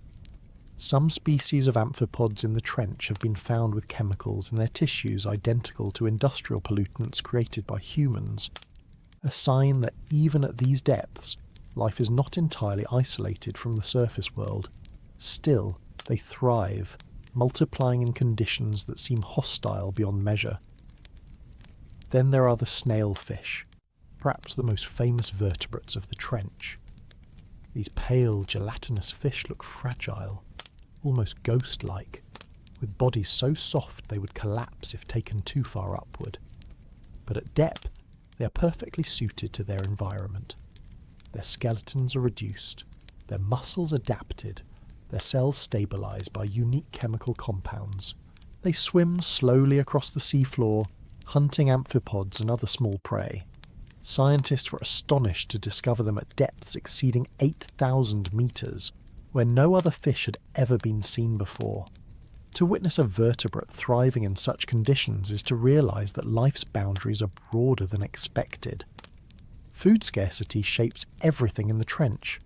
Unlike ecosystems at the surface, which are fueled by sunlight and photosynthesis, the deep relies on the slow rain of organic debris from above. This marine snow drifts downward over weeks or months, particles of dead plankton, fecal matter, and fragments of larger organisms. Most of it is consumed long before it reaches the abyss. Only a fraction arrives at the seafloor, yet it is enough to sustain entire communities. For animals of the trench, every particle counts. They feed slowly, efficiently, making the most of what little arrives. When larger food sources do appear, such as the sinking carcass of a whale, they become centres of sudden abundance. Scavengers gather in great numbers, stripping the remains until only bones are left. These events may be rare, but they are crucial, injecting bursts of energy into the sparse ecosystem. What makes trench life so compelling is not just its survival, but the adaptations that make it possible. For example, amphipods and snailfish contain a compound called trimethylamine N oxide, or TMAO. This molecule stabilizes proteins under pressure, preventing them from collapsing. The deeper the species lives, the more TMAO is found in its tissues. It is like a chemical armour, invisible but vital. Such adaptations are precise and elegant, honed over millions of years of evolution. They show that life is not brittle but resourceful, capable of solving problems that seem insurmountable. The trench also reveals that ecosystems are not limited by the absence of light. On the surface, nearly all life traces back to photosynthesis, to plants and algae converting sunlight into energy. But in the deep, where light never reaches, other pathways dominate. Chemosynthetic microbes form the base of the food chain, just as plants do in forests or grasslands. Larger organisms feed on them, or on the organic rain from above, building webs of interaction that function entirely without the sun. It is a different kind of world, one that broadens the very definition of an ecosystem. For scientists, studying these organisms is not only about cataloguing species, it is also about learning how biology can be stretched. Every new discovery expands the possible conditions for life. When extremophils are found thriving in boiling vents or in the crushing cold of the trench, it forces us to reconsider what habitable really means. Planets and moons once dismissed as lifeless because they lack sunlight may now be reconsidered. If Earth's own trench holds thriving communities in perpetual night, perhaps life elsewhere does not need a star at all. There is also a humbling element. We often imagine ourselves as the pinnacle of life on Earth, dependent on air, warmth, and light. Yet here are creatures that need none of these, surviving in silence where we cannot. They do not require technology or protection. They are built for their world, just as we are built for ours. To them, the trench is not hostile, it is home, and life at the limits is not only about the creatures themselves, but about how they interact with their geology. Fluids seeping from the subducting plate feed microbial communities. Sediments record chemical exchanges between Earth's crust and the ocean. Even the smallest organisms participate in cycles that shape the chemistry of the sea. Biology and geology blend into one continuous system. The more scientists explore, the more they realise that we have seen only the surface. Each new expedition reveals species previously unknown. Some are caught on camera, others in traps, still others detected only by genetic material drifting in the water. The diversity is vast and the majority of it remains undescribed. The trench is not just a limit, it is a frontier, an unexplored realm where life's inventiveness seems endless. And yet, as remarkable as these adaptations are, the story of life at the limits also contains a reminder that the trench is not untouched. Human activity has reached even here. Traces of pollutants, plastics and industrial chemicals have been found in amphipods and sediments at Challenger Deep. These substances travel thousands of kilometres, sinking slowly, spreading invisibly. They show that even the deepest and most extreme environment on Earth is not immune to our influence. Life has adapted to crushing pressure and perpetual darkness, but now it must adapt to pollution as well. Still, resilience defines the trench. Its creatures persist where conditions seem impossible, adapting again and again. They show us that limits are not barriers but thresholds, places where life finds new forms. And once you've seen how life flourishes at such extremes, it becomes natural to ask what happens when human presence intrudes more directly. When scientists first sent cameras and sampling gear into the Mariana Trench, many expected to find an untouched world, a place too remote and too hostile for human impact to reach. After all, it lies beneath nearly 11 kilometres of water, hidden under immense pressure and eternal darkness. It seemed impossible that anything from the surface could make it there. But as the equipment returned and samples were studied, the reality became clear. Even in the deepest abyss on Earth, the footprint of human activity is present. The trench, it turns out, has become a garbage bin, a final resting place for some of the most enduring products of our civilization. One of the first signs came in the form of plastic. In 2017, researchers using remote vehicles filmed a plastic bag resting on the seafloor of Challenger Deep. It lay on the mud like a misplaced ghost of the surface world, stubbornly intact despite years or decades in the ocean. It was not alone. Over time, more items have been found. Food wrappers, bottles, fragments of packaging. These discoveries are unsettling not because they are unusual, but because they are inevitable. Every year, millions of tons of plastic enter the ocean, carried by currents, broken into fragments, and sinking slowly through the water column. Much of it eventually makes its way downward. Gravity ensures that nothing truly leaves the ocean once it enters. Given enough time, debris drifts to the deepest places. But it isn't just visible trash. Microplastics, particles so small they are almost invisible, have been detected in sediment samples from Challenger Deep. These fragments, worn down from larger pieces, are now part of the very mud in which extremophils thrive. They have been found in the bodies of amphipods caught in baited traps, showing that plastic is not just present, but entering the food chain. Tiny particles of synthetic polymers, products of human industry, now circulate inside creatures living at the very edge of life. Chemicals have made the journey as well. Studies of amphipods from the trench have revealed concentrations of industrial pollutants known as PCBs, polychlorinated biphenyls, at levels higher than in many surface waters. PCBs were widely used in the mid-20th century in electrical equipment, paints and plastics before being banned due to their toxicity and persistence. Yet because they resist breakdown, they linger in the environment for decades. Released into the air and water, they eventually accumulate in the ocean. Carried by currents and attached to particles, they sink slowly but steadily until they reach the deepest abyss.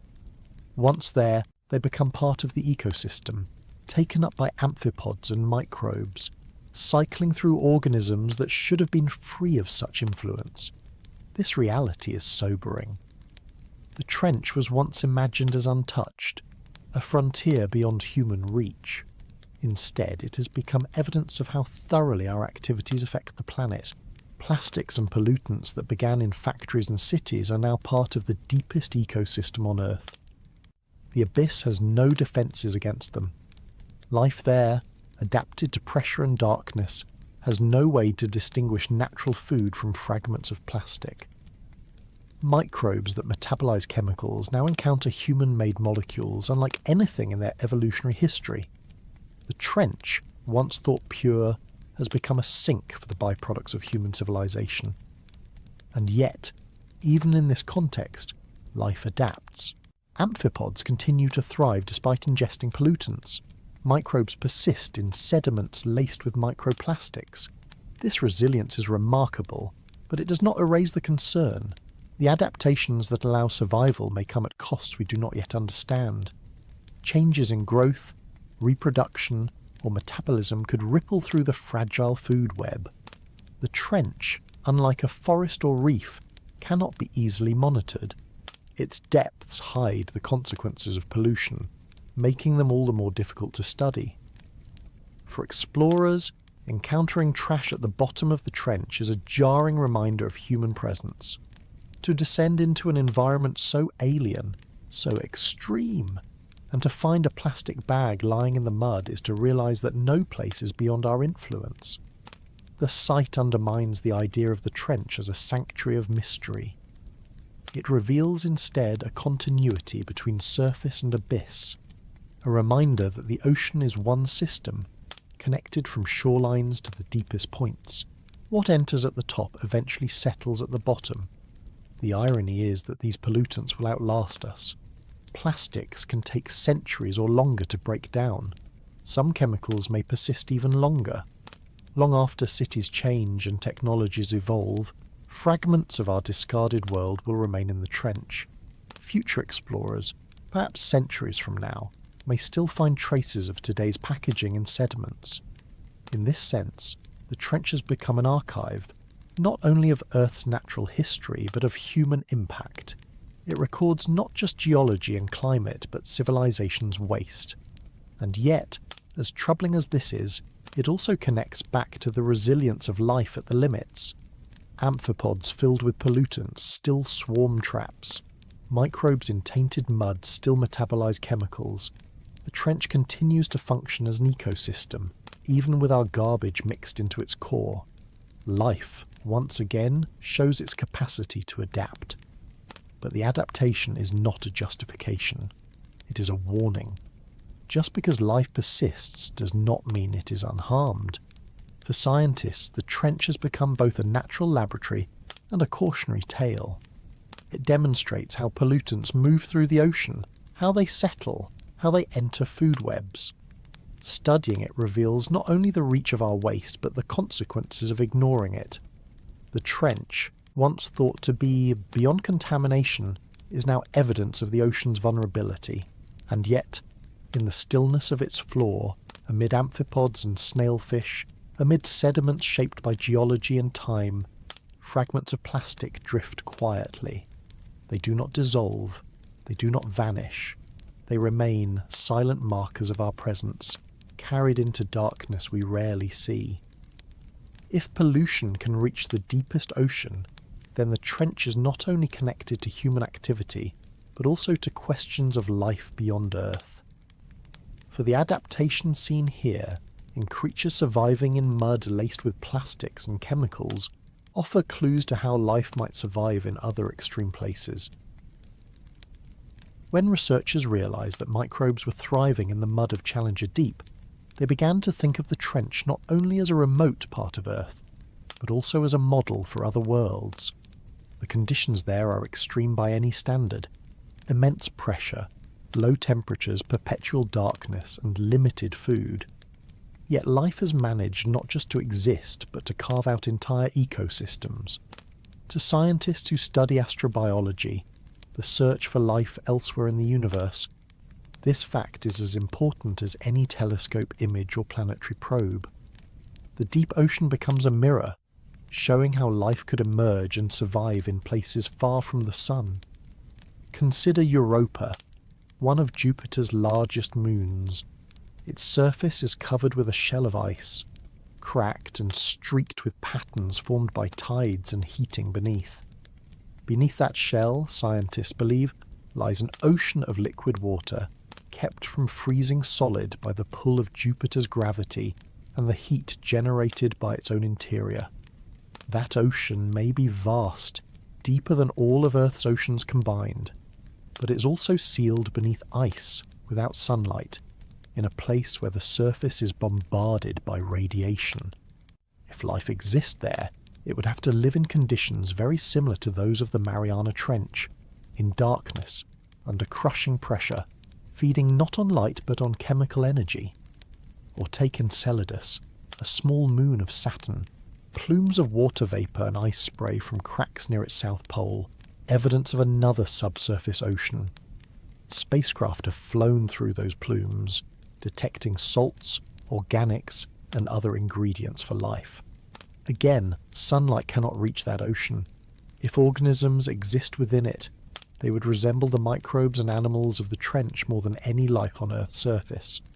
They would live in chemical cycles, feeding on reactions between water and rock, thriving in darkness as trench microbes do. The trench teaches us that sunlight is not the only pathway to life.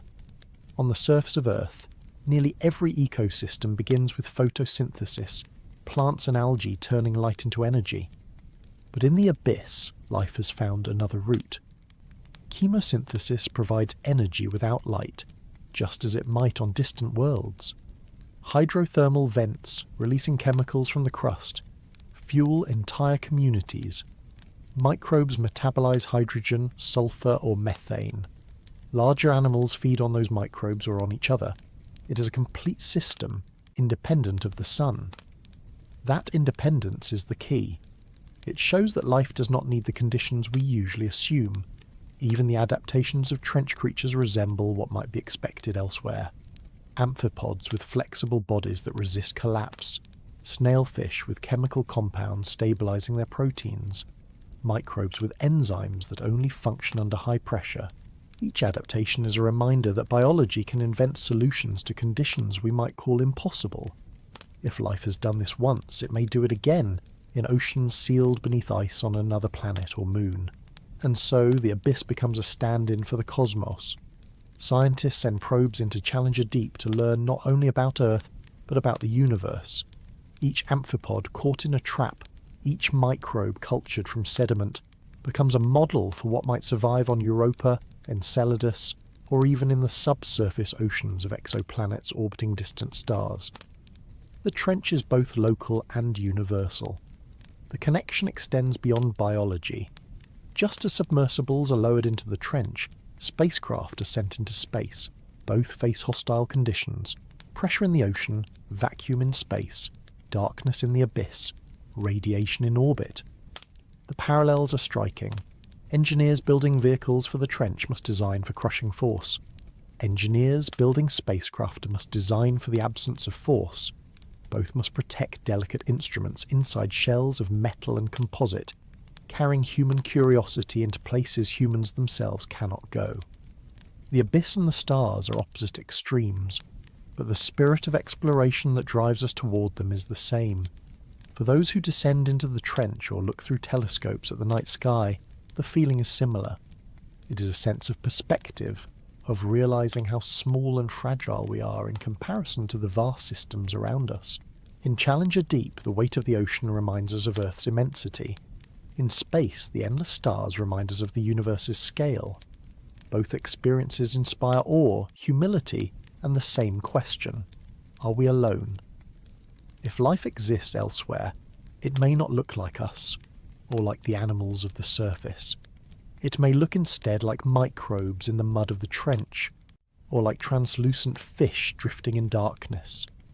Perhaps it would glow with bioluminescence, just as deep-sea creatures do. Perhaps it would feed on chemical reactions instead of light. Perhaps it would be as alien to us as amphipods are to forests, and yet perfectly adapted to its own world. Studying the trench helps us prepare for that possibility. It shows us how to look for signs of life in conditions we once thought impossible. Even the silence of the trench offers lessons. Hydrophones capture clicks, groans and rumbles, signals carried across vast distances. In space, radio telescopes listen for faint signals from distant stars. In both cases, we are listening for signs of activity, of something alive or moving in the dark. The abyss and the cosmos share this. They are places we cannot see directly, but which we can probe with sound and signal, listening for what is otherwise invisible. For many explorers, the psychological experience of the trench also parallels that of space. To sit in a small submersible at Challenger Deep, surrounded by kilometres of water, is to feel isolated from the rest of humanity. Astronauts describe the same sensation in orbit, looking down on Earth from the quiet of space. Both are experiences of separation and perspective, of leaving behind the familiar and entering the unknown.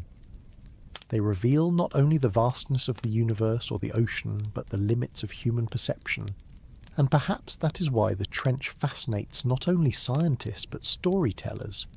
Writers, filmmakers, and dreamers have long used the ocean as a metaphor for the cosmos. Its depths, unseen and mysterious, stand in for the unknown stretches of space. The creatures of the abyss inspire images of alien beings. The silence of the deep mirrors the silence between stars. In both cases, we imagine what might be out there hidden beyond our reach. In truth, we do not need to invent. The aliens already exist here, in the trench. They are small, resilient, luminous, and strange. They live under conditions as extreme as any we might expect beyond Earth. They remind us that the universe may be filled not with familiar life, but with forms adapted to environments we would call impossible. To find life elsewhere, we may need to think more like a biologist studying amphipods than like a gardener planting seeds in soil. The abyss and the stars are connected not because they are the same, but because they both reveal the possibilities of life and the limits of imagination. The trench shows us that life can exist in darkness under pressure without sunlight. The stars remind us that countless worlds may exist with those same conditions. One is beneath our feet, the other above our heads. Together they frame the question of whether life is rare or common, fragile or inevitable. Long before sonar mapped the oceans or submersibles carried explorers downward, people looked at the sea and imagined what lay beneath. The surface itself was enough to inspire wonder and fear, vast, restless, and seemingly endless. For sailors venturing out of sight of land, the ocean was both a path and a threat, a place of livelihood and a place of danger. And when they thought of what lay under the waves, imagination filled the gaps left by ignorance. The abyss, unseen and unknown, became a canvas for myth. Many ancient cultures saw the sea as a realm of chaos, a place beyond human control, populated by beings that were powerful and unpredictable. In Greek mythology, Poseidon ruled the ocean with his trident, stirring storms and quakes. In Mesopotamian tradition, the primordial goddess Tiamat embodied the sea as a dragon of chaos. Norse stories told of Jörmungandr, the Midgard serpent, so large it encircled the world beneath the waves. These myths reflected the way people saw the deep, not as empty, but as alive, filled with forces and creatures beyond comprehension. Even as navigation improved and maps were drawn, the unknown areas of the ocean often carried warnings. Medieval charts sometimes marked the edges of the known world with inscriptions. Here be dragons. Sea serpents, krakens, and monstrous fish were depicted, their forms exaggerated, their sizes immense. For sailors, the ocean's depths held creatures that could overturn ships, drag men into darkness, and swallow entire fleets. Some of these tales may have been inspired by real animals. Giant squids glimpsed at the surface, whales breaching suddenly, schools of fish appearing like shifting shadows. But the exaggerations took on lives of their own, embedding themselves into culture as symbols of the abyss.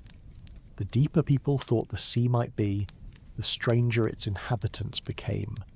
Stories of mermaids, sometimes benevolent and sometimes dangerous, emerged in many traditions. These half-human, half-fish beings embodied the mystery of the boundary between land and water. Sailors claimed to have seen them, and drawings appeared in books and maps. Whether based on actual encounters with manatees or dugongs or purely on imagination, mermaids became part of the mythology of the deep. They represented allure, danger, and the unknown, all bound up in one form. In literature, the fascination with the deep continued. The 19th century, an era of exploration and science, also produced some of the most famous stories about the abyss. Jules Verne's 20,000 Leagues Under the Seas introduced Captain Nemo and the submarine Nautilus, carrying readers into an imagined world beneath the waves. Verne described giant squids, coral forests, and shipwrecks lying silently on the seafloor.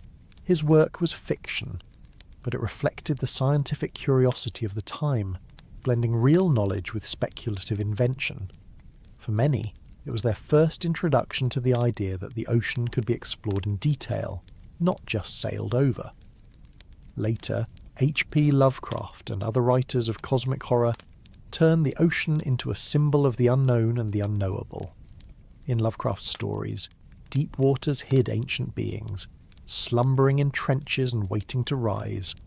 The abyss was not only a place of physical depth, but of psychological terror, a reminder that humans might be insignificant in the face of larger, darker realities.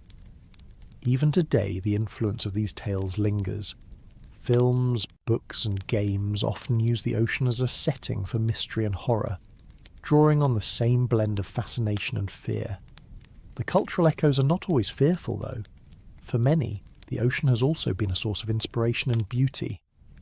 Myths describe undersea palaces, kingdoms of gods or spirits, places of wonder beneath the waves. In Japanese folklore, the Dragon King's palace, Ryugu-jo, lies deep beneath the sea, filled with treasures and beauty. In Polynesian traditions, the ocean is a pathway connecting islands and peoples, its depths filled with spirits and ancestors. The abyss is not only a place of monsters, it is also a place of connection, mystery, and reverence. Modern culture continues this duality. Films like The Abyss imagine first contact with alien intelligence not in space but under the sea. Documentaries present glowing creatures of the deep as if they were stars drifting in darkness. Even in children's stories, the ocean often holds secrets, treasures, or magical beings. The trench, though rarely named directly, becomes part of this broader cultural imagination, the ultimate symbol of depth, the place where all mysteries converge. What unites these echoes across myth, literature, and art is the sense that the deep ocean is a boundary. It lies just beyond reach, accessible only at great risk. It is where the known world ends and something else begins. For ancient sailors, that boundary meant danger.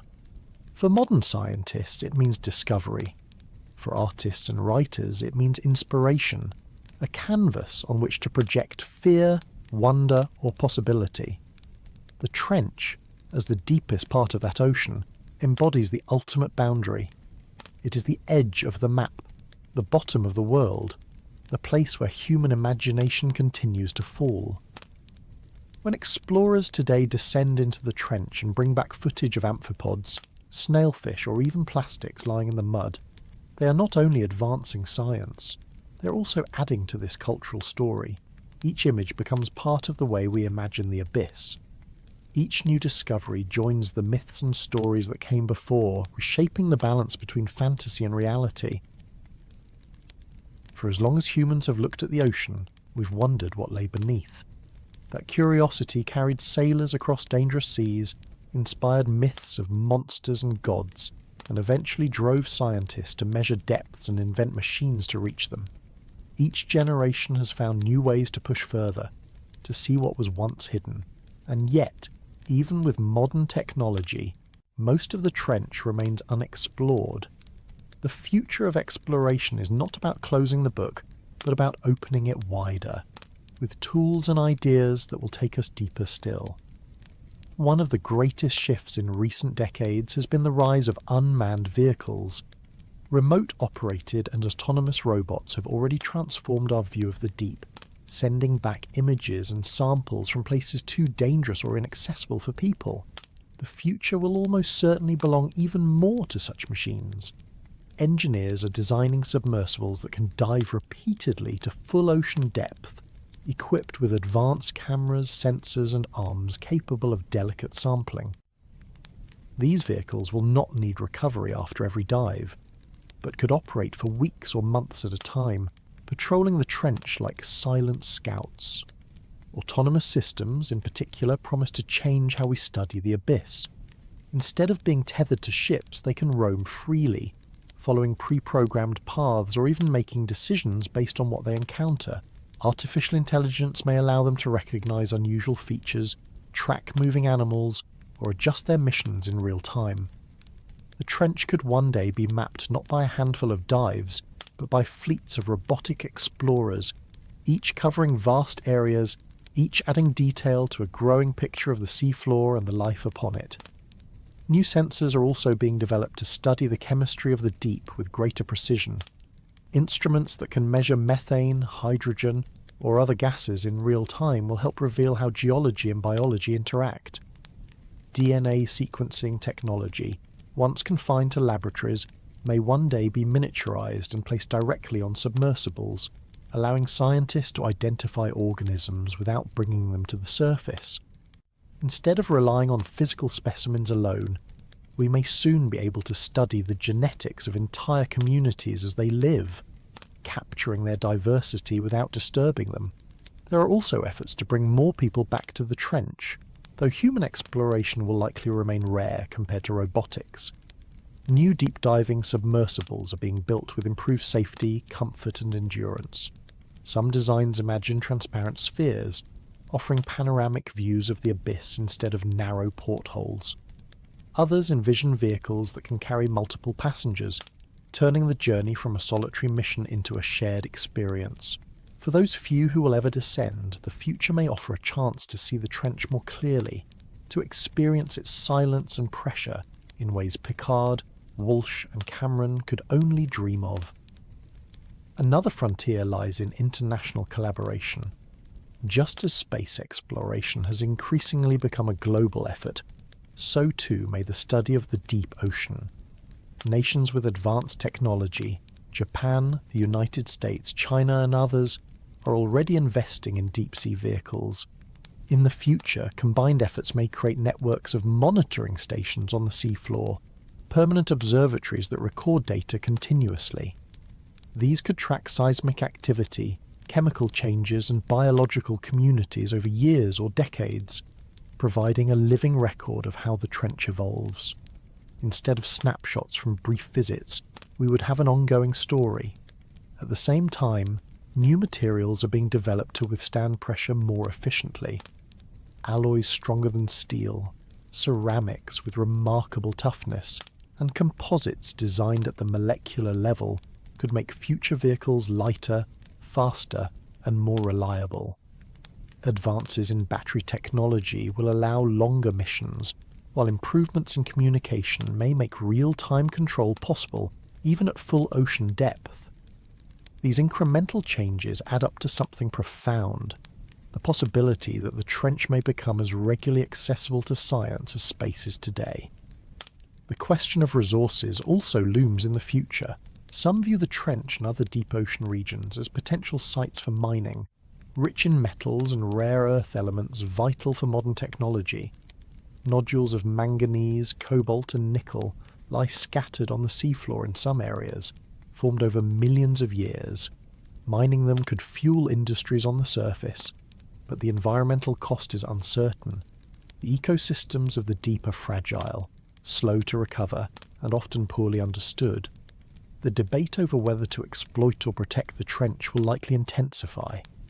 The future of exploration is not only about discovery, but also about decisions, choices between curiosity and consumption, between knowledge and extraction. Education and culture will play roles as well.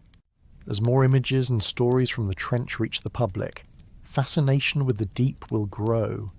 Virtual reality may allow people to experience what it feels like to descend, to look around at the mud plains and glowing creatures without leaving their homes. Documentaries, films, and interactive displays will continue to bring the abyss into classrooms and living rooms, turning a remote frontier into a shared human experience. The trench, once imagined only in myth, may become part of everyday knowledge, and yet, for all these advancements, mystery will remain. No matter how many robots we send, no matter how detailed our maps become, the trench is too vast and too dynamic ever to be fully known. There will always be new species, new geologic features, new chemical mysteries hidden in its folds. The future of exploration is therefore not about reaching an end, but about accepting that the end does not exist. The trench will always hold more. It is also possible that by studying the trench, we will learn not only about the ocean, but about ourselves. Just as space exploration has inspired reflection on humanity's place in the universe, deep-sea exploration may inspire reflection on our place on Earth. To look at the trench is to see resilience and fragility side by side. Ecosystems that survive impossible pressure, yet that show traces of our pollution. To descend into it is to see both nature's endurance and humanity's reach. The future of exploration will not just be about data, it will also be about meaning. When you think back over everything hidden in the Mariana Trench, it becomes clear that this single scar in the seafloor is more than just depth. It is a place where pressure, darkness, and silence combine into an environment that reshapes life itself. It is a reminder that Earth is still filled with mysteries, that even now, in an age of satellites and spacecraft, most of our own planet remains unseen. The trench is a frontier, but not one marked by flags or borders. It is a frontier of knowledge, of imagination, of humility. When explorers first measured its depth, they did so with little more than ropes and weights, astonished at the numbers that came back. When Picard and Walsh descended in Trieste, they carried with them the weight of human curiosity, proving that even the deepest abyss could be reached. When James Cameron followed half a century later, alone in deep-sea Challenger, he showed that the trench is not only an obstacle but also an invitation. And now, with fleets of robots and sensors, the trench is slowly unfolding its secrets, piece by piece, sediment by sediment, species by species. But no matter how much we learn, the trench remains what it has always been, a place beyond ordinary experience. To imagine yourself at the bottom is to imagine a silence so complete that only distant rumbles break it. It is to imagine a blackness so perfect that your own lights reveal only a bubble of mud and drifting creatures before fading into nothing. It is to feel, even in imagination, the weight of the ocean pressing down from every direction, a reminder of forces greater than ourselves. And within that weight and silence lies resilience, microbes turning chemistry into life, amphipods swarming over scarce food, snailfish gliding with fragile grace, Each adaptation is a small triumph, proof that life is not fragile but inventive, not limited but expansive. The trench shows us not what ends life but what reshapes it, bending biology into new forms that seem alien, yet a part of our own world. It is also a mirror. In the plastic fragments caught in sediments, in the pollutants measured in amphipods, we see traces of ourselves. Even the deepest places are touched by human hands, though those hands never reach directly. The trench reflects back to us our reach and our responsibility. It asks us to see that our actions travel farther than we think, settling quietly in places we will never visit. And it is a bridge. The trench links Earth to the stars, showing that life does not depend on light, that it can exist in extremes, that it can adapt to pressures and chemistries that once seemed impossible. In the darkness of Challenger Deep, we glimpse the possibility of life on Europa, Enceladus, or worlds beyond. The abyss beneath our oceans and the abyss above our skies are not separate but connected by the same question. Where else can life be? For centuries, myths filled the deep with serpents and gods, with monsters and palaces. Today, science has filled it with data, images, and discoveries. But the feeling it inspires remains the same. Whether imagined as a kingdom of spirits or as a realm of amphipods and snailfish, the trench is still a place that humbles us, that expands our imagination, that reminds us of what we do not yet know. So as we drift with this thought, picture yourself lowering slowly through the water, sinking past the last beams of sunlight, past the twilight zone where blue fades into black, past the zones where whales dive and squid drift into the perpetual night. Imagine descending through kilometres of silence, until at last you reach a plain of mud, flat and quiet, stretching into darkness. Around you, tiny creatures move, glowing faintly, feeding in silence. Above you, the ocean rises for 11 kilometres, a column of water pressing down. And within that place, life continues, indifferent to whether we watch or not. There is something calming in this. The trench is not a story of conquest or control. It is a story of presence, of existence. It has been there for millions of years and will remain long after us. Our explorations are brief visits, our instruments brief glances, but the trench does not depend on us. It simply is. It waits in silence, holding its mysteries, shaping its creatures, recording its sediments, listening to the distant rumbles of earthquakes and storms. And in that waiting, it offers us perspective. It reminds us that the earth is larger and older than our imaginations, that life is stronger and stranger than we expect, that exploration is less about finding ends than about encountering continuities. The trench is not the bottom of knowledge. It is the beginning of wonder. So let yourself drift into that wonder, into the thought of a place so deep that light has never touched it, so pressurized that even steel must groan, so silent that only distant echoes pass through. Picture the amphipods circling slowly, the snailfish gliding, the microbes working unseen. Picture the mud plains stretching endlessly. Picture the darkness holding it all, complete and calm. And as you imagine, let the thoughts settle like sediment itself, layer upon layer, forming slowly, quietly, until it feels part of you. You're not at the surface now. You're not bound by the noise of waves or the brightness of sun. You're drifting calmly into the deep. Thank you for spending this time exploring with me. If you found this journey soothing, if it kept you company, or if it helped you drift a little closer to sleep, you're always welcome to return here whenever you need it. And if you'd like to hear more quiet explorations like this, you can follow along by subscribing or by leaving a small sign of support. It helps keep these voyages going so that together we can keep wandering into mysteries of science and the calm they bring. For now, let your thoughts settle like the sediments of the ocean floor. There's nothing else you need to do. Just let your breath slow, let the weight of the day sink away, and if sleep comes, let it take you gently, as if you were drifting deeper into the quiet of the trench itself. Good night, and until next time, may your rest be as calm as the deepest waters,